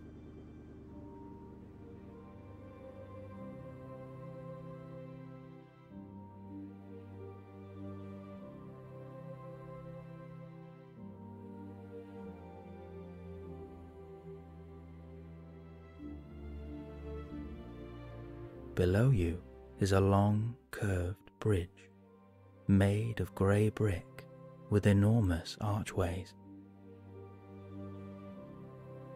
On the bridge runs a train track, a very familiar sight, for this is the journey that you make every year to study at the finest wizarding school in the world.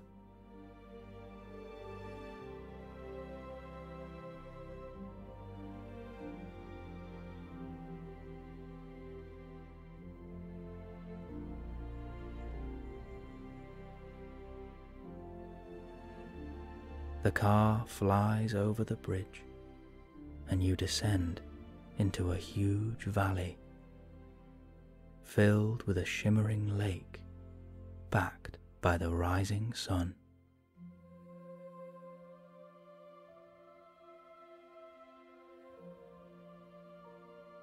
As you glide over the lake, you reach your hand out of the window and trace your fingers in this enchanting water.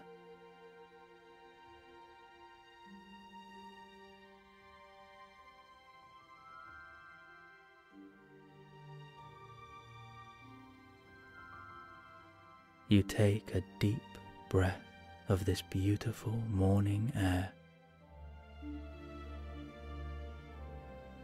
and you feel all the worries of yesterday, today, and tomorrow leave your mind. You are completely free.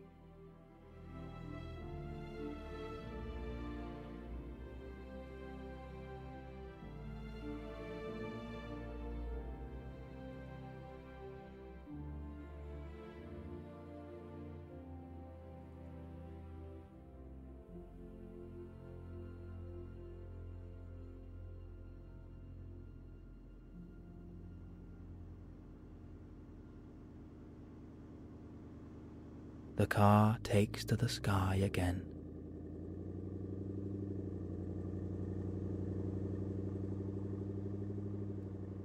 And you are now soaring over huge fields of green and yellow.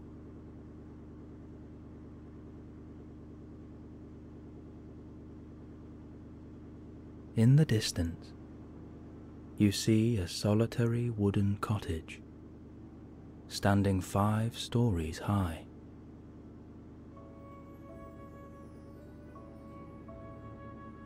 Each floor slants in a slightly different direction, giving the house a gentle zigzag shape.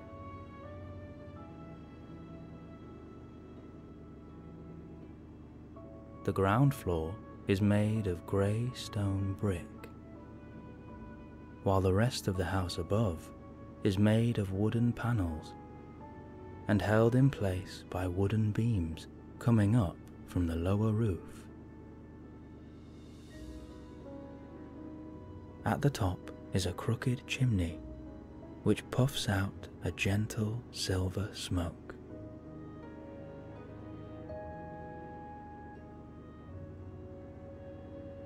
The car slowly descends and lands with a surprising smoothness on the long dirt road leading up to the house.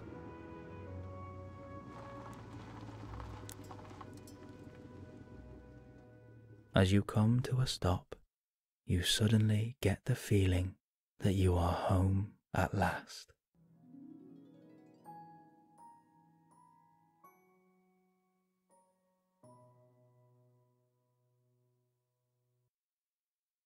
When you leave the car, you are met with the smell of bread baking.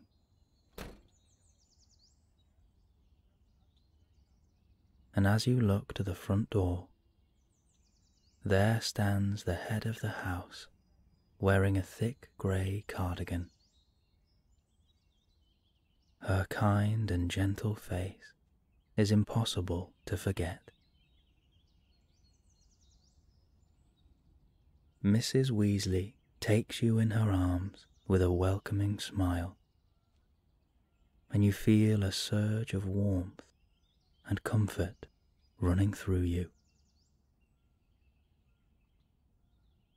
She has an angelic aura that completely calms and relaxes you, and you feel as though nothing in this world could possibly harm you.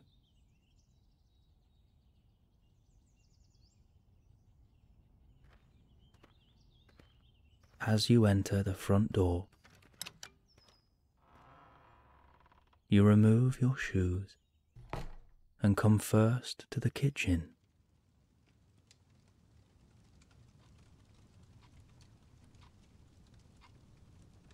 The open stone fireplace burns gently, warming the entire house.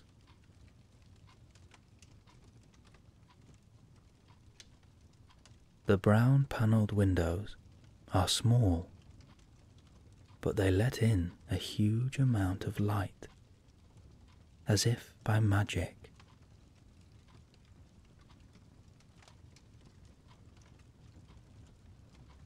The wooden beams crisscross along the ceiling, and the clay-coloured tiles cover the floor in the shape of diamonds.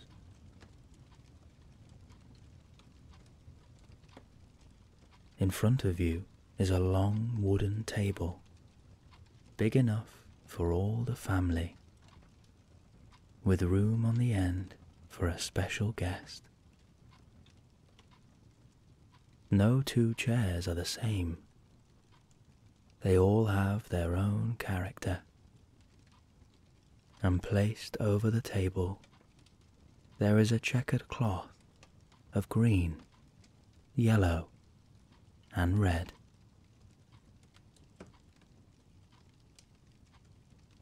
Above you is a tall clock with faces of each member of the family, and around the clock face are descriptions of where they might be, such as at work, or school, or flying the car without permission. Right now, however, all of the faces are at home.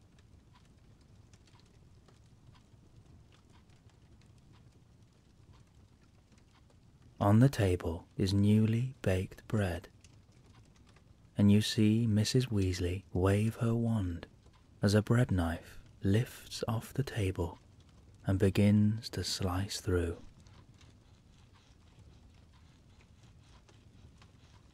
As a piece falls onto the board, there is a light steam rising from the bread. She puts it on a small white plate and hands it to you. The smell is incredible, and as you take your first bite, you feel the soft, warm and fluffy texture and the beautiful, fresh taste.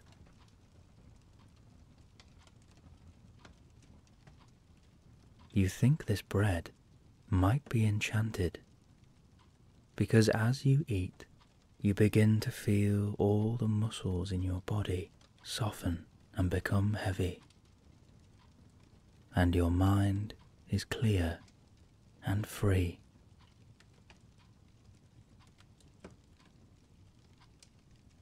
You thank Mrs. Weasley with a smile and continue to explore the Burrow.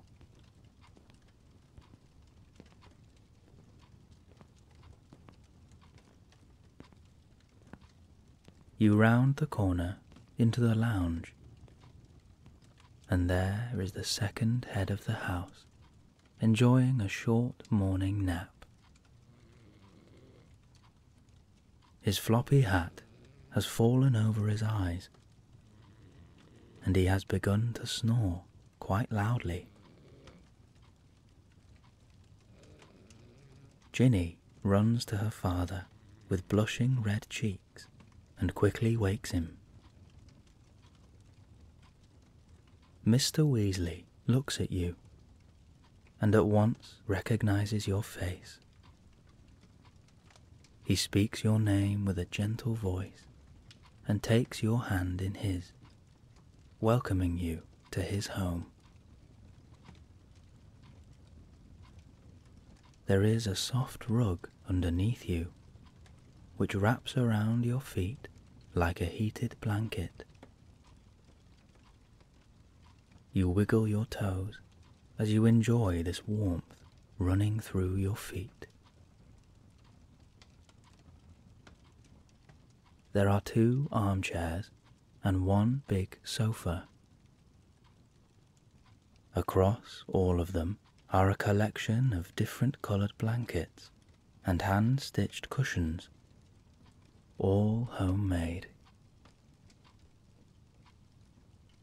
You take a seat in the armchair, and the blankets and cushions are as soft as clouds.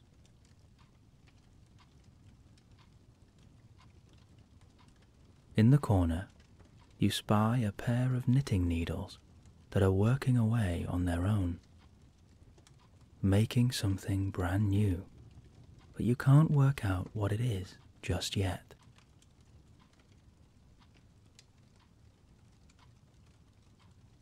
There is a crooked wooden bookshelf behind the sofa, filled with books old and new,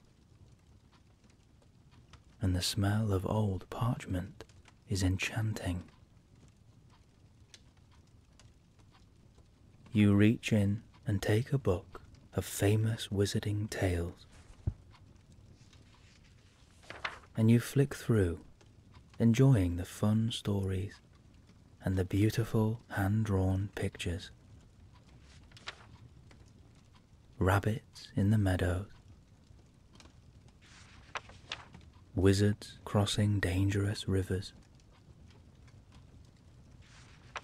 and dragons flying over mountains.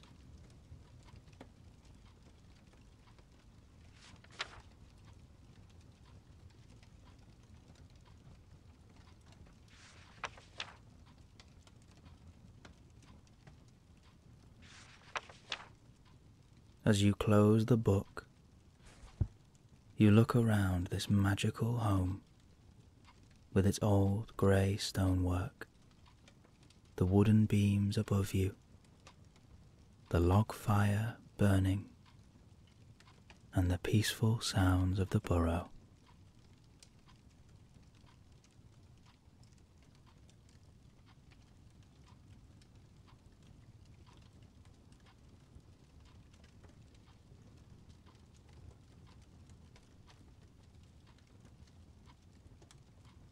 You stand up and head towards the thin wooden stairs.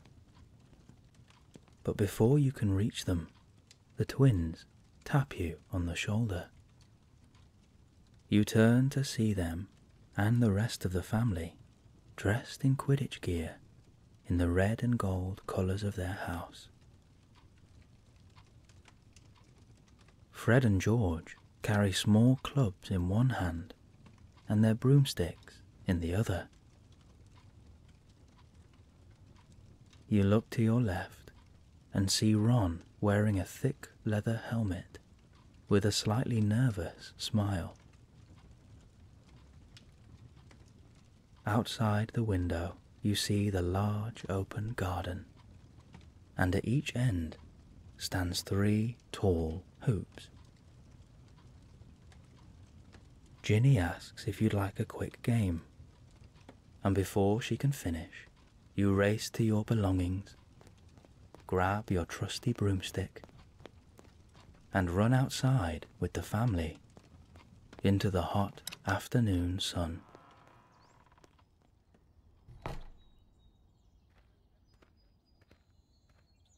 Even Mr. Weasley has decided to play. For old time's sake, he tells you. And Mrs. Weasley has reluctantly agreed to referee. However, she is sure to remind you all many times to be extra careful. The 2 eldest brothers, Bill and Charlie, are visiting home for the weekend and have come down to play too. 8 players, ready for a good game. Bill tells you that Percy, their perfect prefect brother, is too busy studying and writing love letters to come and join the fun. Being the guest, you get to choose now who is on your team and what position you play.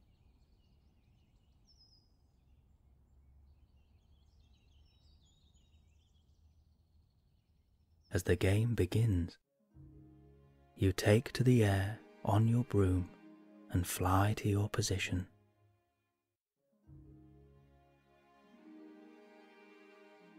You soar round the grounds of the Burrow, dodging the bludgers and working well with your teammates as your team scores the first goal.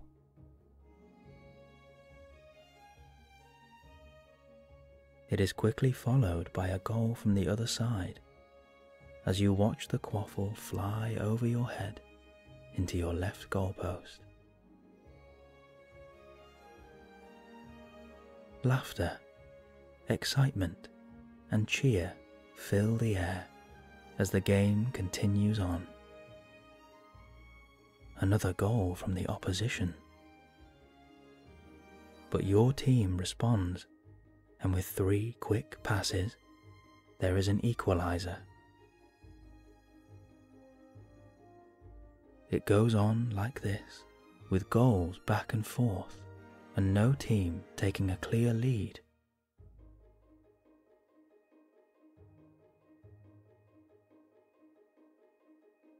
With the score level now, the game is too close to call, and the next goal will win the match.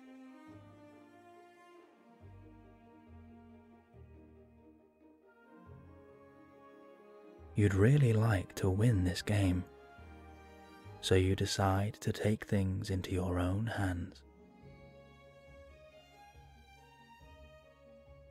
You catch the quaffle mid-air, and you begin a swooping maneuver over the top of the house.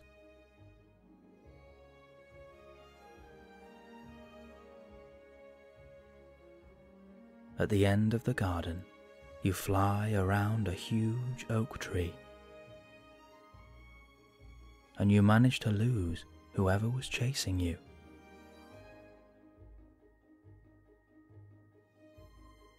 You pass to a teammate, and they return it in a quick 1-2. You are now 1-on-1 with their keeper.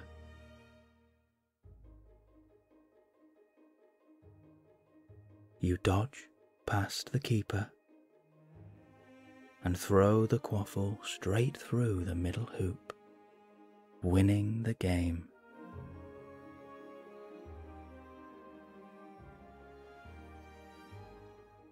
As you land in the garden, your team surrounds you, cheering and laughing.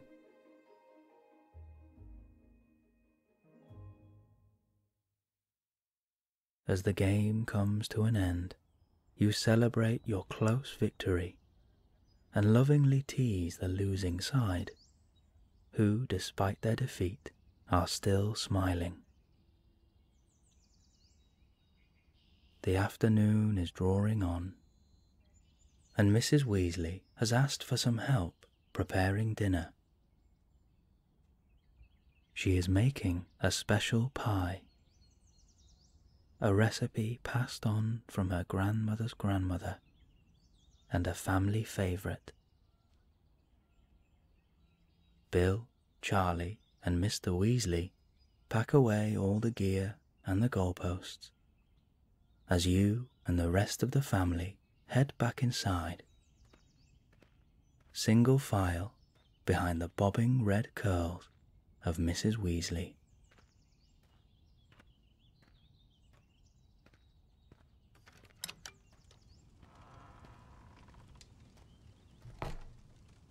On the table is a pile of ingredients, too many to count, but you see a variety of vegetables, all of which, Mrs. Weasley tells you, need expertly chopping. As Mrs. Weasley begins to cook, an old record player starts to spin, and you watch her dance around the kitchen, humming along to the music.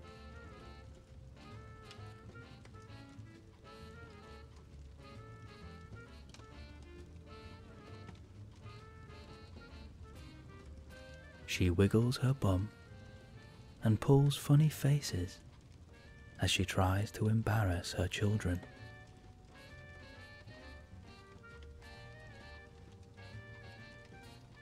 You share a glance with Fred and George, and you try to hide your laughter as you see that Ginny and Ron have both turned red.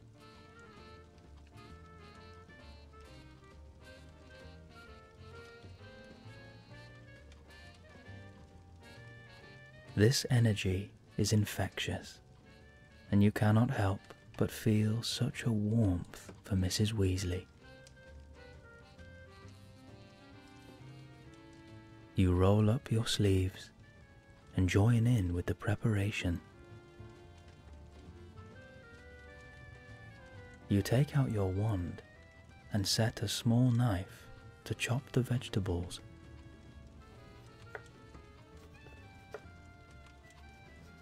while with your hands you begin to stir together the sauce, which has begun to bubble nicely and gives off a beautiful smell.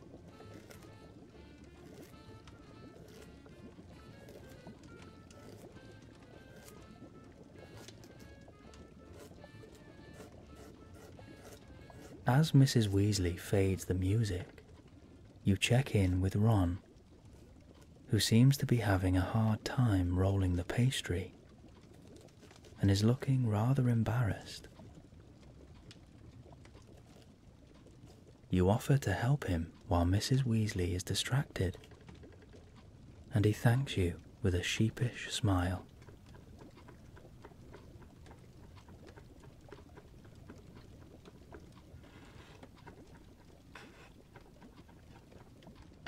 As you finish your preparation, Mrs. Weasley sways her wand, and a square glass dish is being lowered onto the table. As it slowly descends, you see all of your combined ingredients coming together inside the dish. And finally, your sauce is poured over them.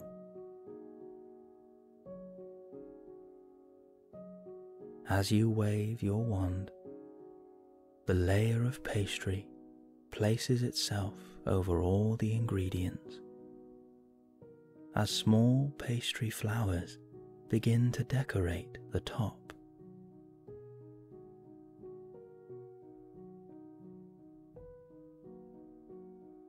You notice that the pie is cooking by itself in the dish, as it begins to turn a golden brown colour, giving off a wonderful smell. And when the dish finally lands on the table, right before your eyes is a beautiful and magical supper ready to eat.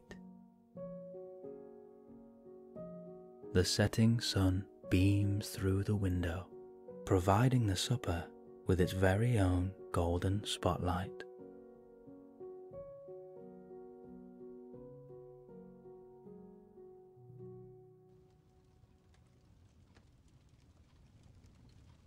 With a twinkle in her eye, Mrs. Weasley gives you a wide grin, and you feel that homely comfort running through you once again. On the table, you watch 4 tall candles begin to light on their own,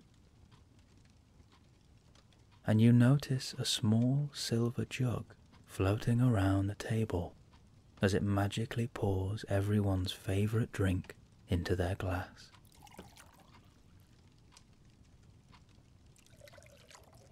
As the pale liquid touches the bottom of your glass, you see it change and turn into the drink that you are most craving right now.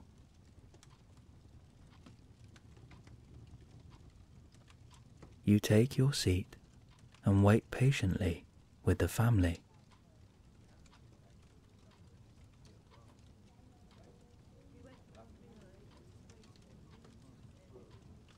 You watch a perfectly sliced piece of pie lift out of the dish and float down onto your plate.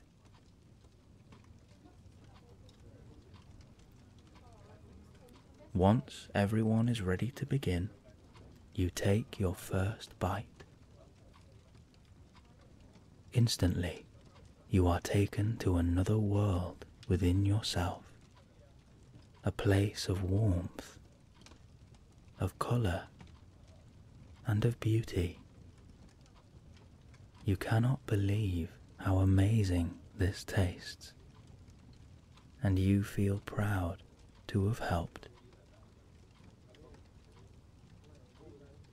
As the family enjoy their meal, you look around the table and join in with the jokes, the laughter, and the conversation.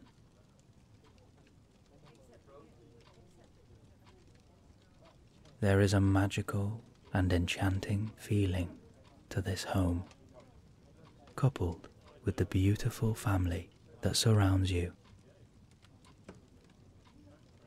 and you find yourself saying out loud that you never want to leave.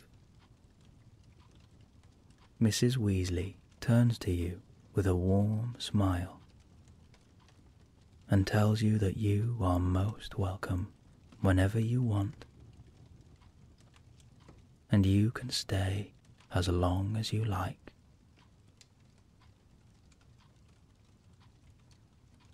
As the meal comes to an end, you are given a small gift from Mr. and Mrs. Weasley, wrapped in thick brown paper, tied with string. A welcome to the family present.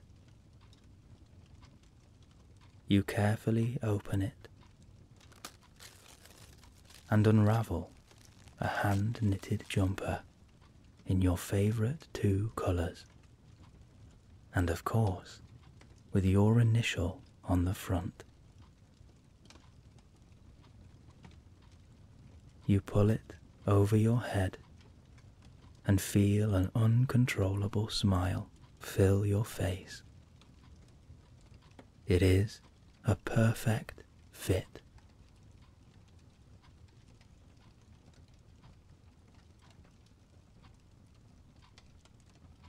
With a flick of his wand, Mr. Weasley begins to wash the dishes. There is a bowl of hot, bubbly water where plates go one by one to be scrubbed by a magical brush.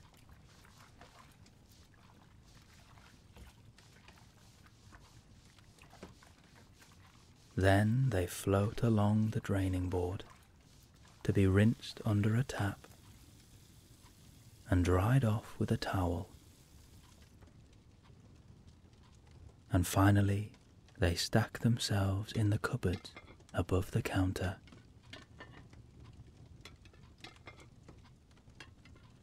Ginny, Ron, and the twins say that they have something to show you out in the meadow.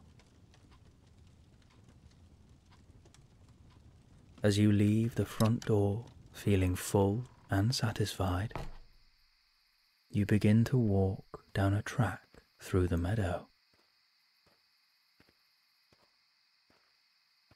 The sun has nearly set, and a purple-red shimmer covers the darkening sky.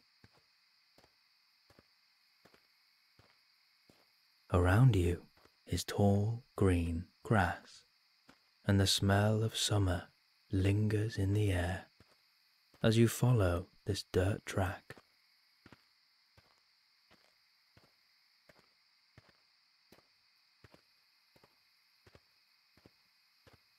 As night draws in, you arrive at a small clearing filled with summer flowers.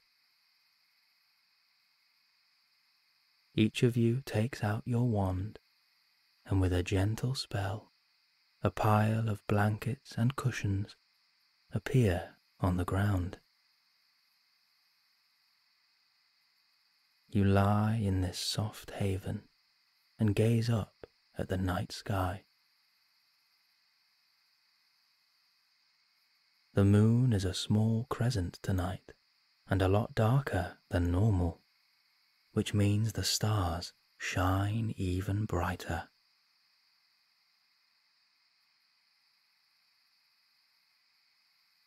As your eyes adjust, you see specks of white dust dotting the sky. They seem to be arched over the Burrow, as if providing a magical protection of this wonderful place. And then it begins.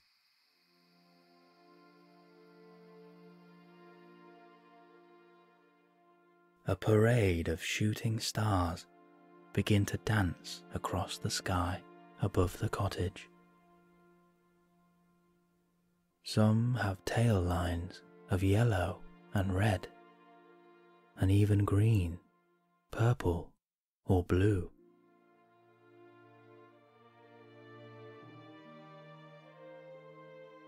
A multitude of colours illuminate the sky, and they seem to be telling their own story of how the stars came to be.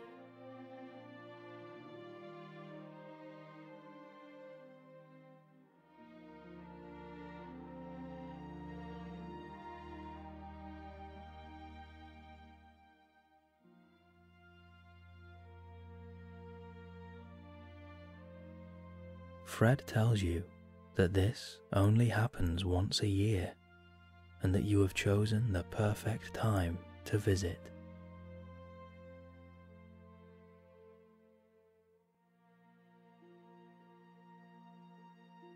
It is unlike anything that you have ever seen.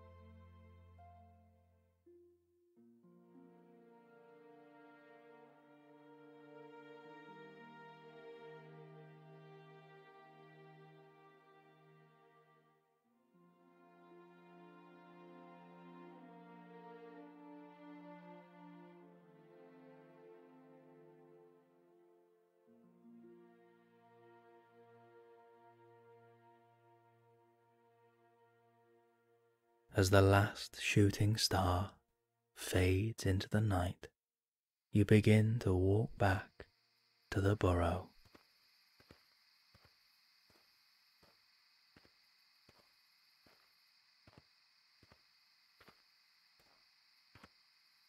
You feel a blast of heat as you enter the front door once again.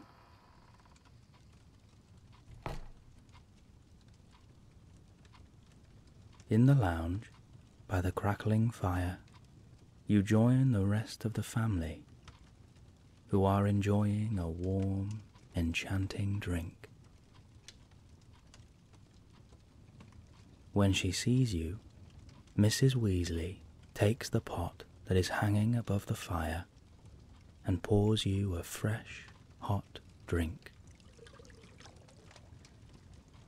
Homemade, she tells you, to help you fall asleep peacefully and dream of beautiful things. You thank her and take your first sip, and you feel any remaining worries or tension leave your body, like a rising steam leaves a chimney. In the corner, Charlie is drawing a fearsome-looking dragon, standing on top of a mountain, with gusts of flame coming from its mouth.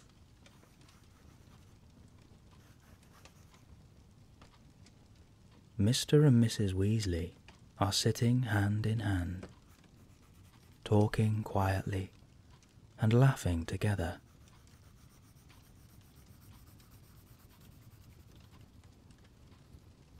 Ginny is reading a storybook in an armchair.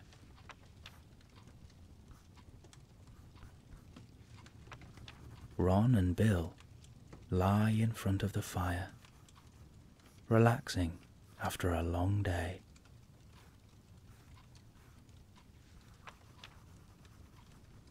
And Fred and George are sitting together, designing a brand new suite for their collection.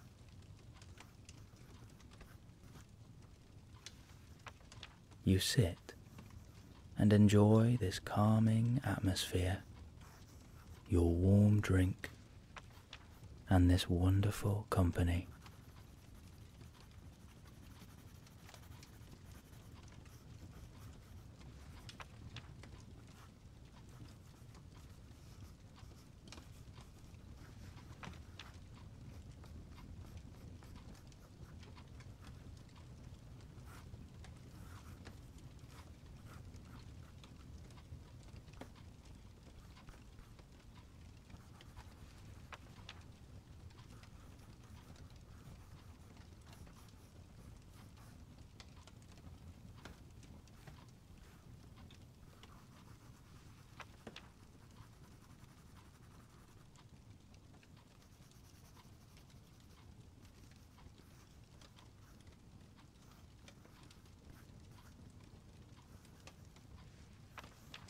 you feel yourself now drifting off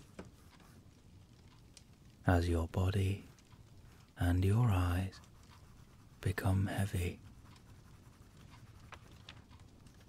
The rest of the family feel the same, and they decide it is time for bed.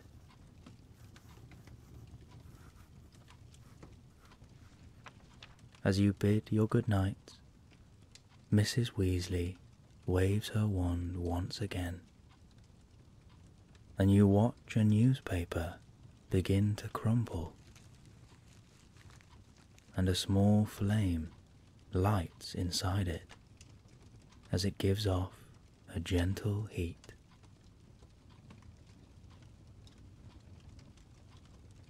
She tells you to let this float in your room to keep it a perfect temperature. As you wander slowly up the stairs, you are followed by this floating warmth.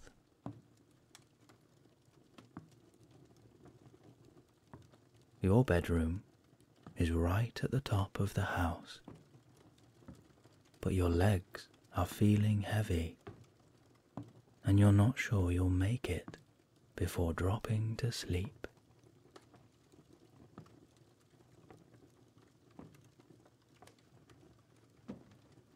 As you climb the thin, uneven staircase, you notice the walls are covered with pictures of the family.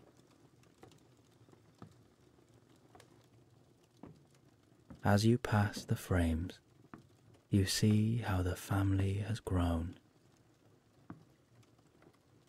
From pictures with Mr. and Mrs. Weasley on their wedding day, followed by a picture with Bill as a baby, the next with the addition of Charlie, then Percy, then the twins, followed by Ron, and then Ginny, until you see a full family portrait at the end. These are some of your favorite people.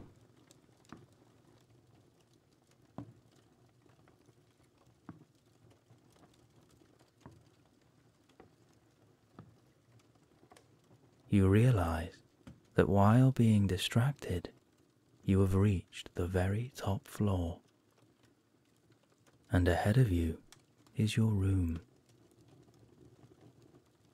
On the door is a small sign with your name. As you enter the room, there is the faint smell of lavender.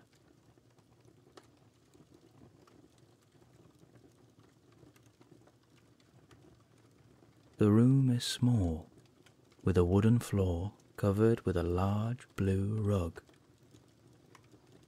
a chest of drawers, and a wardrobe in the corner. When you open them, you see that all of your things have already been unpacked, and sitting by the window is your animal, who has been patiently waiting for you, but who has also been watching over you today, as they do every day, keeping you safe. You have missed them today, and you sit on your bed by the window and gaze out up at the night sky as you pet your most faithful companion.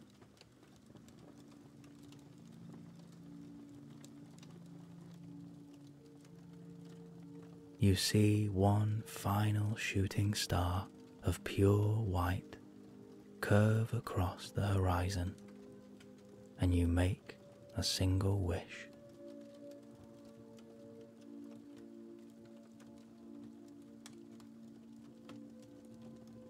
You are reminded of the wonderful adventure that you have had today,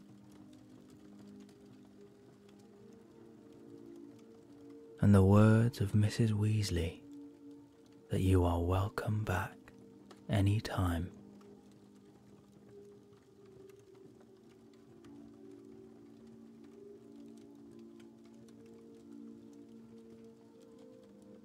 You lie down onto this cloud-like bed, and you feel your whole body sink into the soft mattress.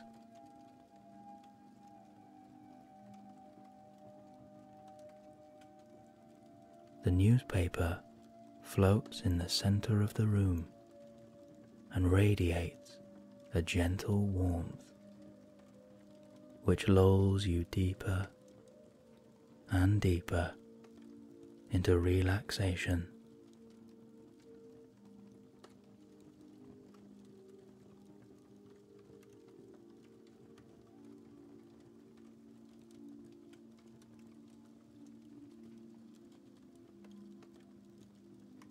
You feel Mrs. Weasley's drink working its magic now as your thoughts begin to fade. And you know that tonight you will dream of wonderful things, amazing places, beautiful animals, and magical times with the best of friends.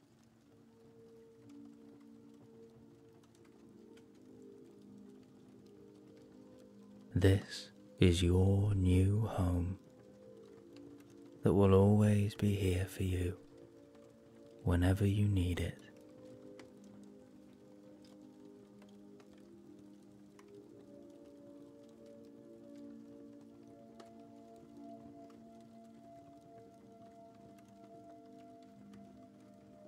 You feel yourself now become heavier and heavier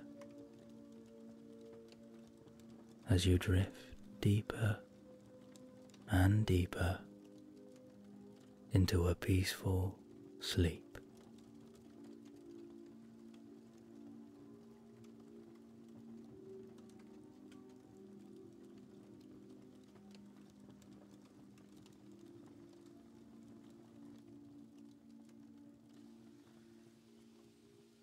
You are standing in a quiet, peaceful forest. The sound of spring birds surrounds you, and there is a warm breeze flowing across your face. The air is pure and fresh, and the faint smell of lavender rides the wind. You are in the middle of a green woodland with flakes of blossom and fallen leaves in a mismatch across the forest floor, and these provide a soft and comfortable bed under the soles of your feet. To your right there is a small stream where the crystal blue water blends into white foam as it meanders through the protruding rocks. On each side of the stream are flower beds that give off a pastel glow of red, blue, yellow, and purple. On the petals of these flowers you see small bumblebees, ladybirds, and dragonflies darting between the flowers and basking in their beauty. Through the leaves you spot the late afternoon sun, and its beams pierce through the woodland, providing a golden red shimmer across the forest. In the trees you see tiny squirrels of grey and red running along the branches, and many birds gathering together in their nests. Other animals sweep across the forest floor. Rabbits, moles and hedgehogs are gathering food, and their young are playing together. And in the distant shadows of the forest, you can see deer and stag leaping high and far across the woodland. There is something about this place that fills you with a homely comfort. You feel as though you have been here before. Everything is as it should be, and animals and people can live in harmony, without fear and without conflict.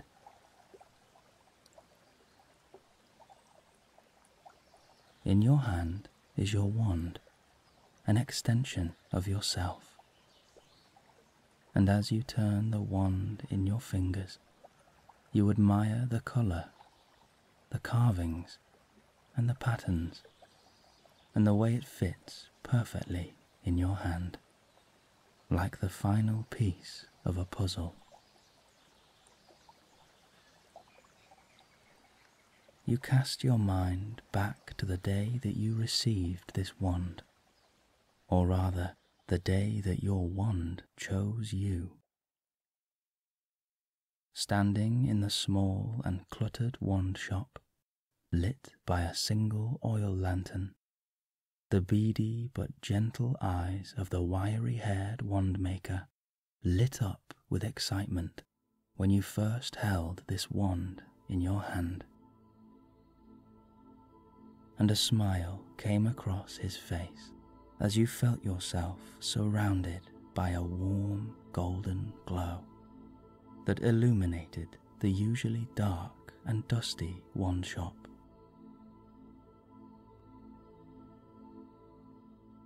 He told you then that you have a wonderful power within you, a power to do great things with your magic, to make the world a happier and more peaceful place.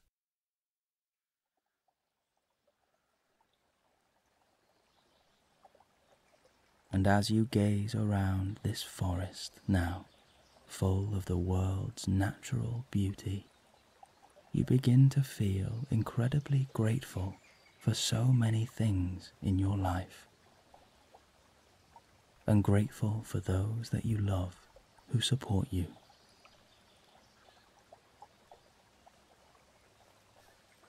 As you fill yourself with gratitude, let your mind drift to a beautiful memory that you have, one that never fails to make you smile and feel safe. Allow this memory to fill your mind completely.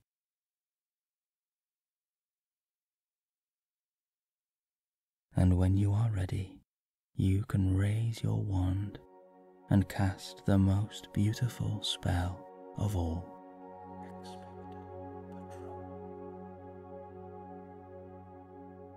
Your wand glows bright for a moment before a river of silver and blue flows from the tip in a thick smoke. It swirls around your body, filling you with excitement and wonder, before it drifts in front of you and begins to take the shape of your favorite animal.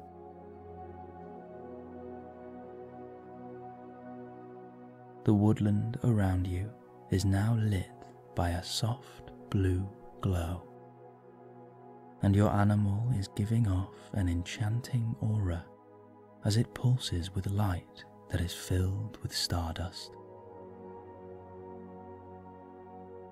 This is your guardian. They are here to guide you and keep you safe tonight.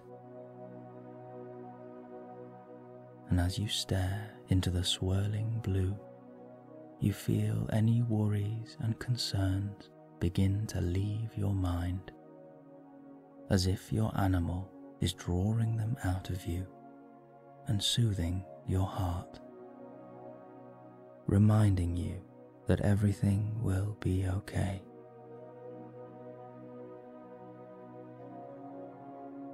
Your animal circles around you, and you trace your fingers over the thick blue smoke as you stroke your guardian.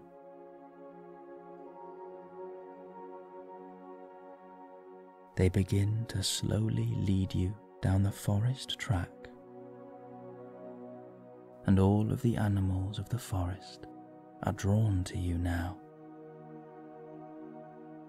They gather on each side of you and create a walkway for you and your companion through the woodland. It is like nothing you have ever seen before.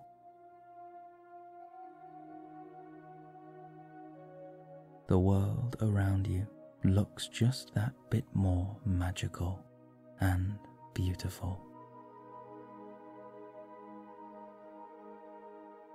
And as you watch your glowing guardian lead the way, you see that from underneath them, as if by magic, spawns new flowers in all the colours of the rainbow. And they appear to reach full bloom in an instant and give off a soothing smell as they decorate the forest.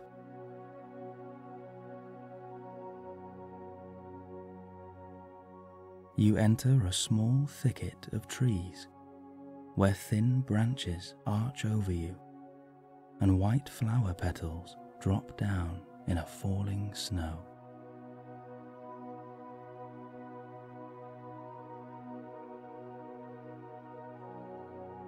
As you come to the end of this tunnel of trees, you arrive at a clearing that you are sure you have never seen before.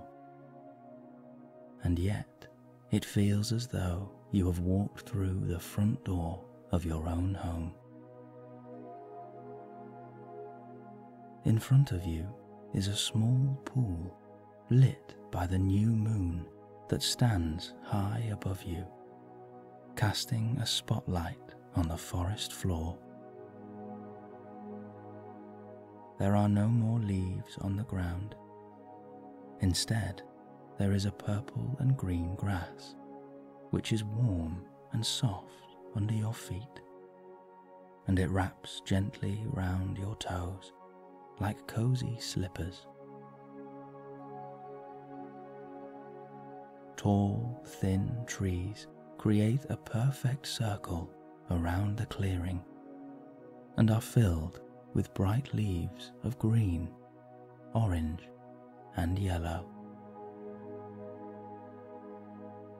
All of this is illuminated by the blue glow from your guardian, and they dart across the clearing and circle the tree line before returning to you and staying by your side.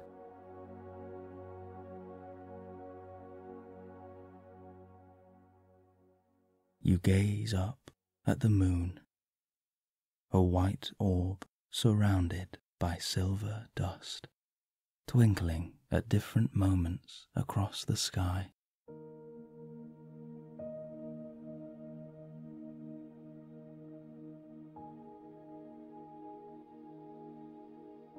You can see the very outline and the details of the Milky Way rotating above you.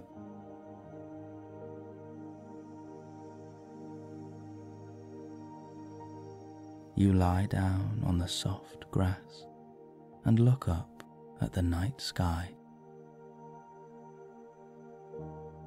In that moment, your animal begins to pulse with light and gives off streams of silver and blue. These starlight ribbons begin to swirl around your head, and you feel your mind becoming clear now, like a thick fog being lifted, and you give any and all thoughts permission to leave you. There is a warm sensation running across your forehead, and you feel that the muscles are beginning to unravel and soften as your guardian lifts away any tension from your forehead and your brow.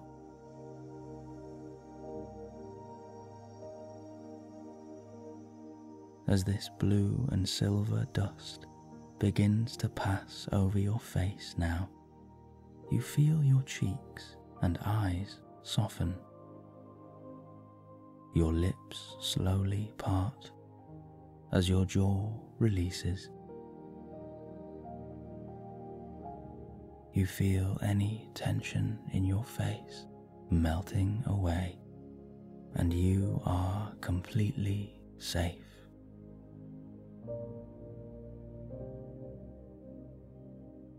The warmth passes down into your neck, relaxing all the muscles from the back of the head, slowly down into your shoulders.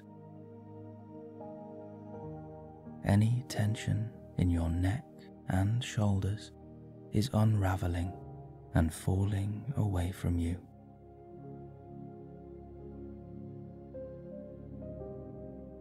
You feel as though your body might be floating ever so slightly off the ground as you become weightless and free.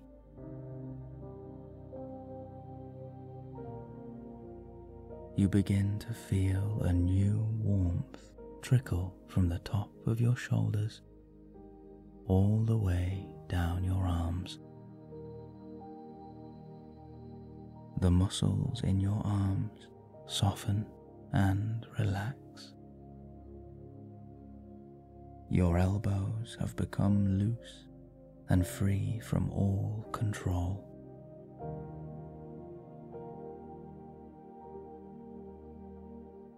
As you watch the blue and silver encase your hands, there is a warmth and softness in your palms, your wrists, and your fingers as you feel yourself being relieved of all tension.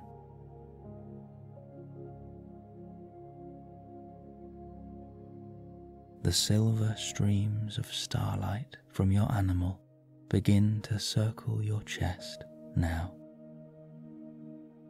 And as you take a deep breath in, you feel any tightness in your chest begin to soften and melt away, and your breath becomes free and open.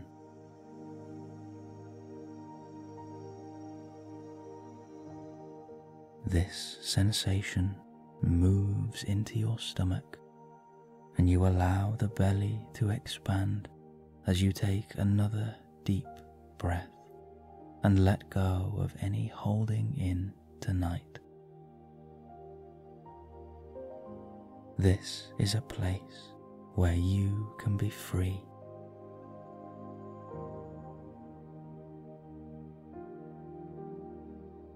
There is a warmth in your buttocks now, and you feel any tension in the muscles unravel and completely melt away.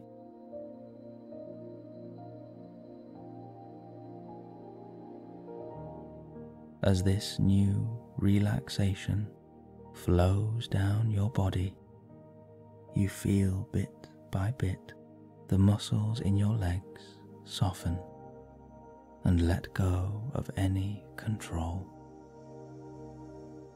Your thighs are warm, your knees are loose, and your calves are soft.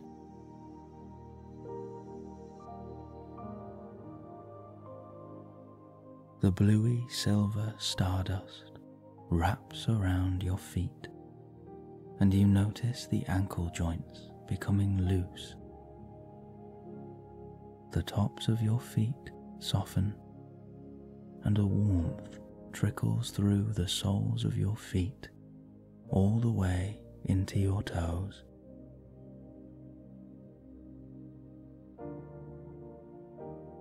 Your entire body has been relieved of all tension and stress, and you continue to float gently above the ground, shrouded with blue and silver, completely protected. Your guardian has cleared your mind, and you are filled with comfort and peace.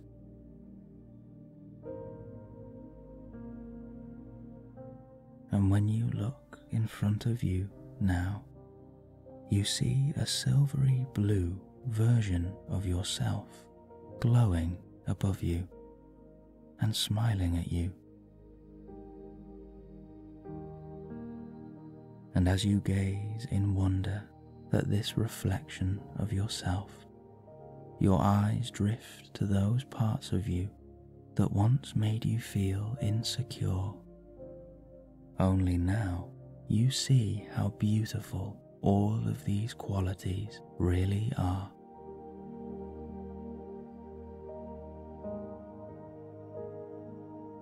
And you embrace these features with a renewed love and a renewed acceptance. For you see now that there is no right way to look, to sound, or to be.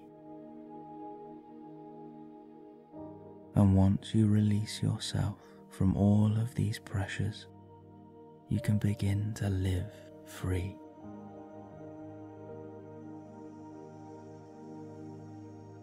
You see yourself in a new light, and you are reminded of the wonderful person that you are and all of the potential that you have.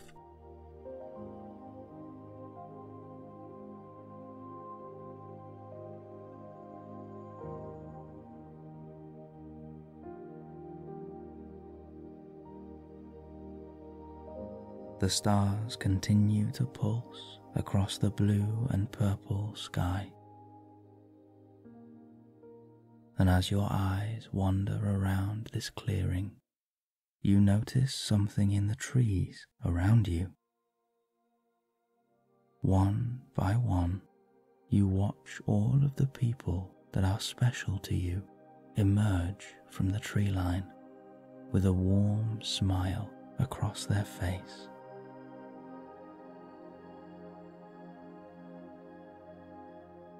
You watch in amazement as each of them raises their wand and casts their very own Patronus charm.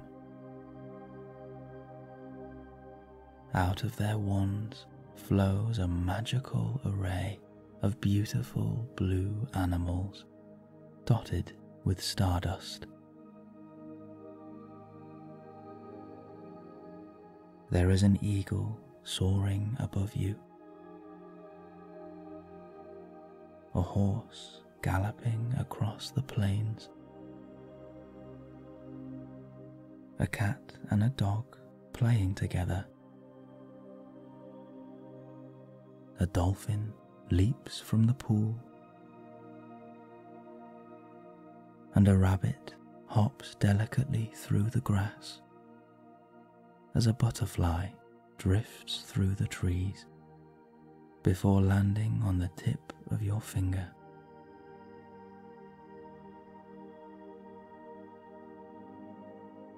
More animals continue to appear and create a bright blue sanctuary all around you.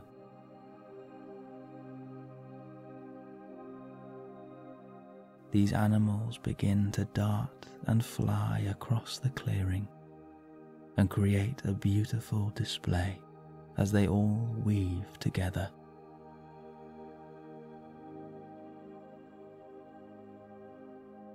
And you are reminded now that you are truly loved and truly protected.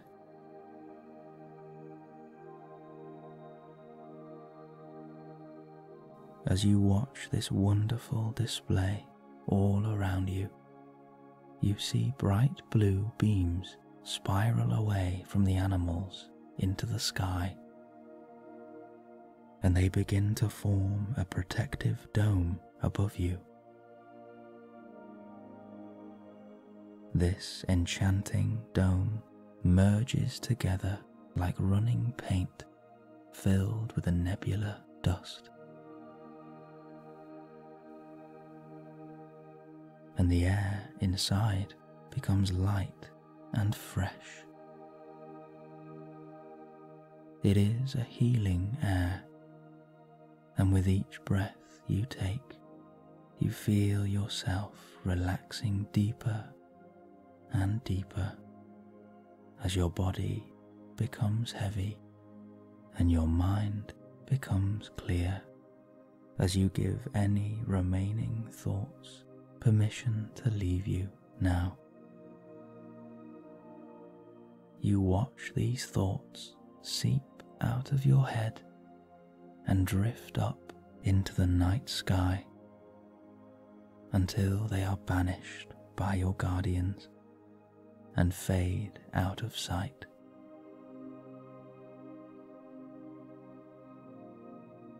Tonight you are completely safe, and you are guarded by your animal and by those that you love.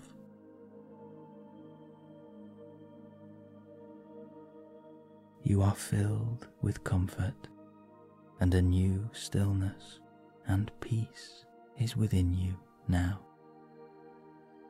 And you know that tonight you are protected.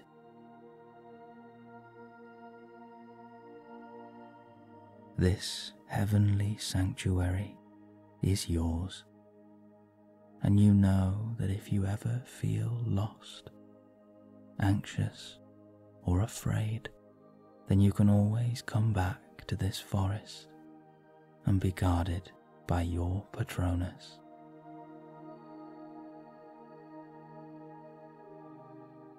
The stars and the glowing animals are giving off an enchanting music that lulls you deeper and deeper into relaxation.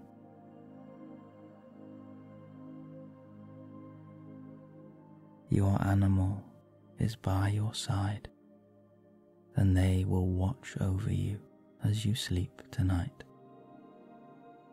They will protect you, and they will keep your dreams pure and beautiful.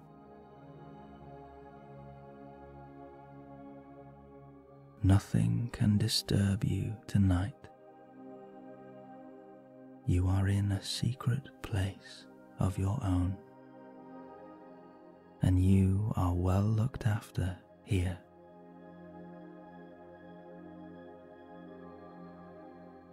And when you wake in the morning, your memory of tonight will fill you with positivity, and you will be refreshed and ready for a brand new day.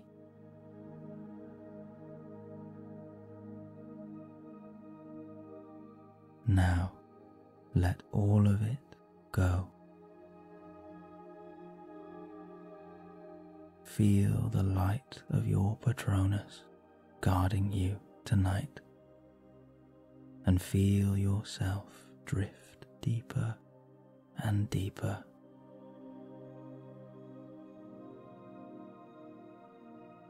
You are healing. You are warm. You are safe. You are strong. You are protected. You are loved. You are healing. You are warm. You are safe. You are strong. You are protected. You are loved. You are healing. You are warm. You are safe. You are strong. You are protected. You are loved.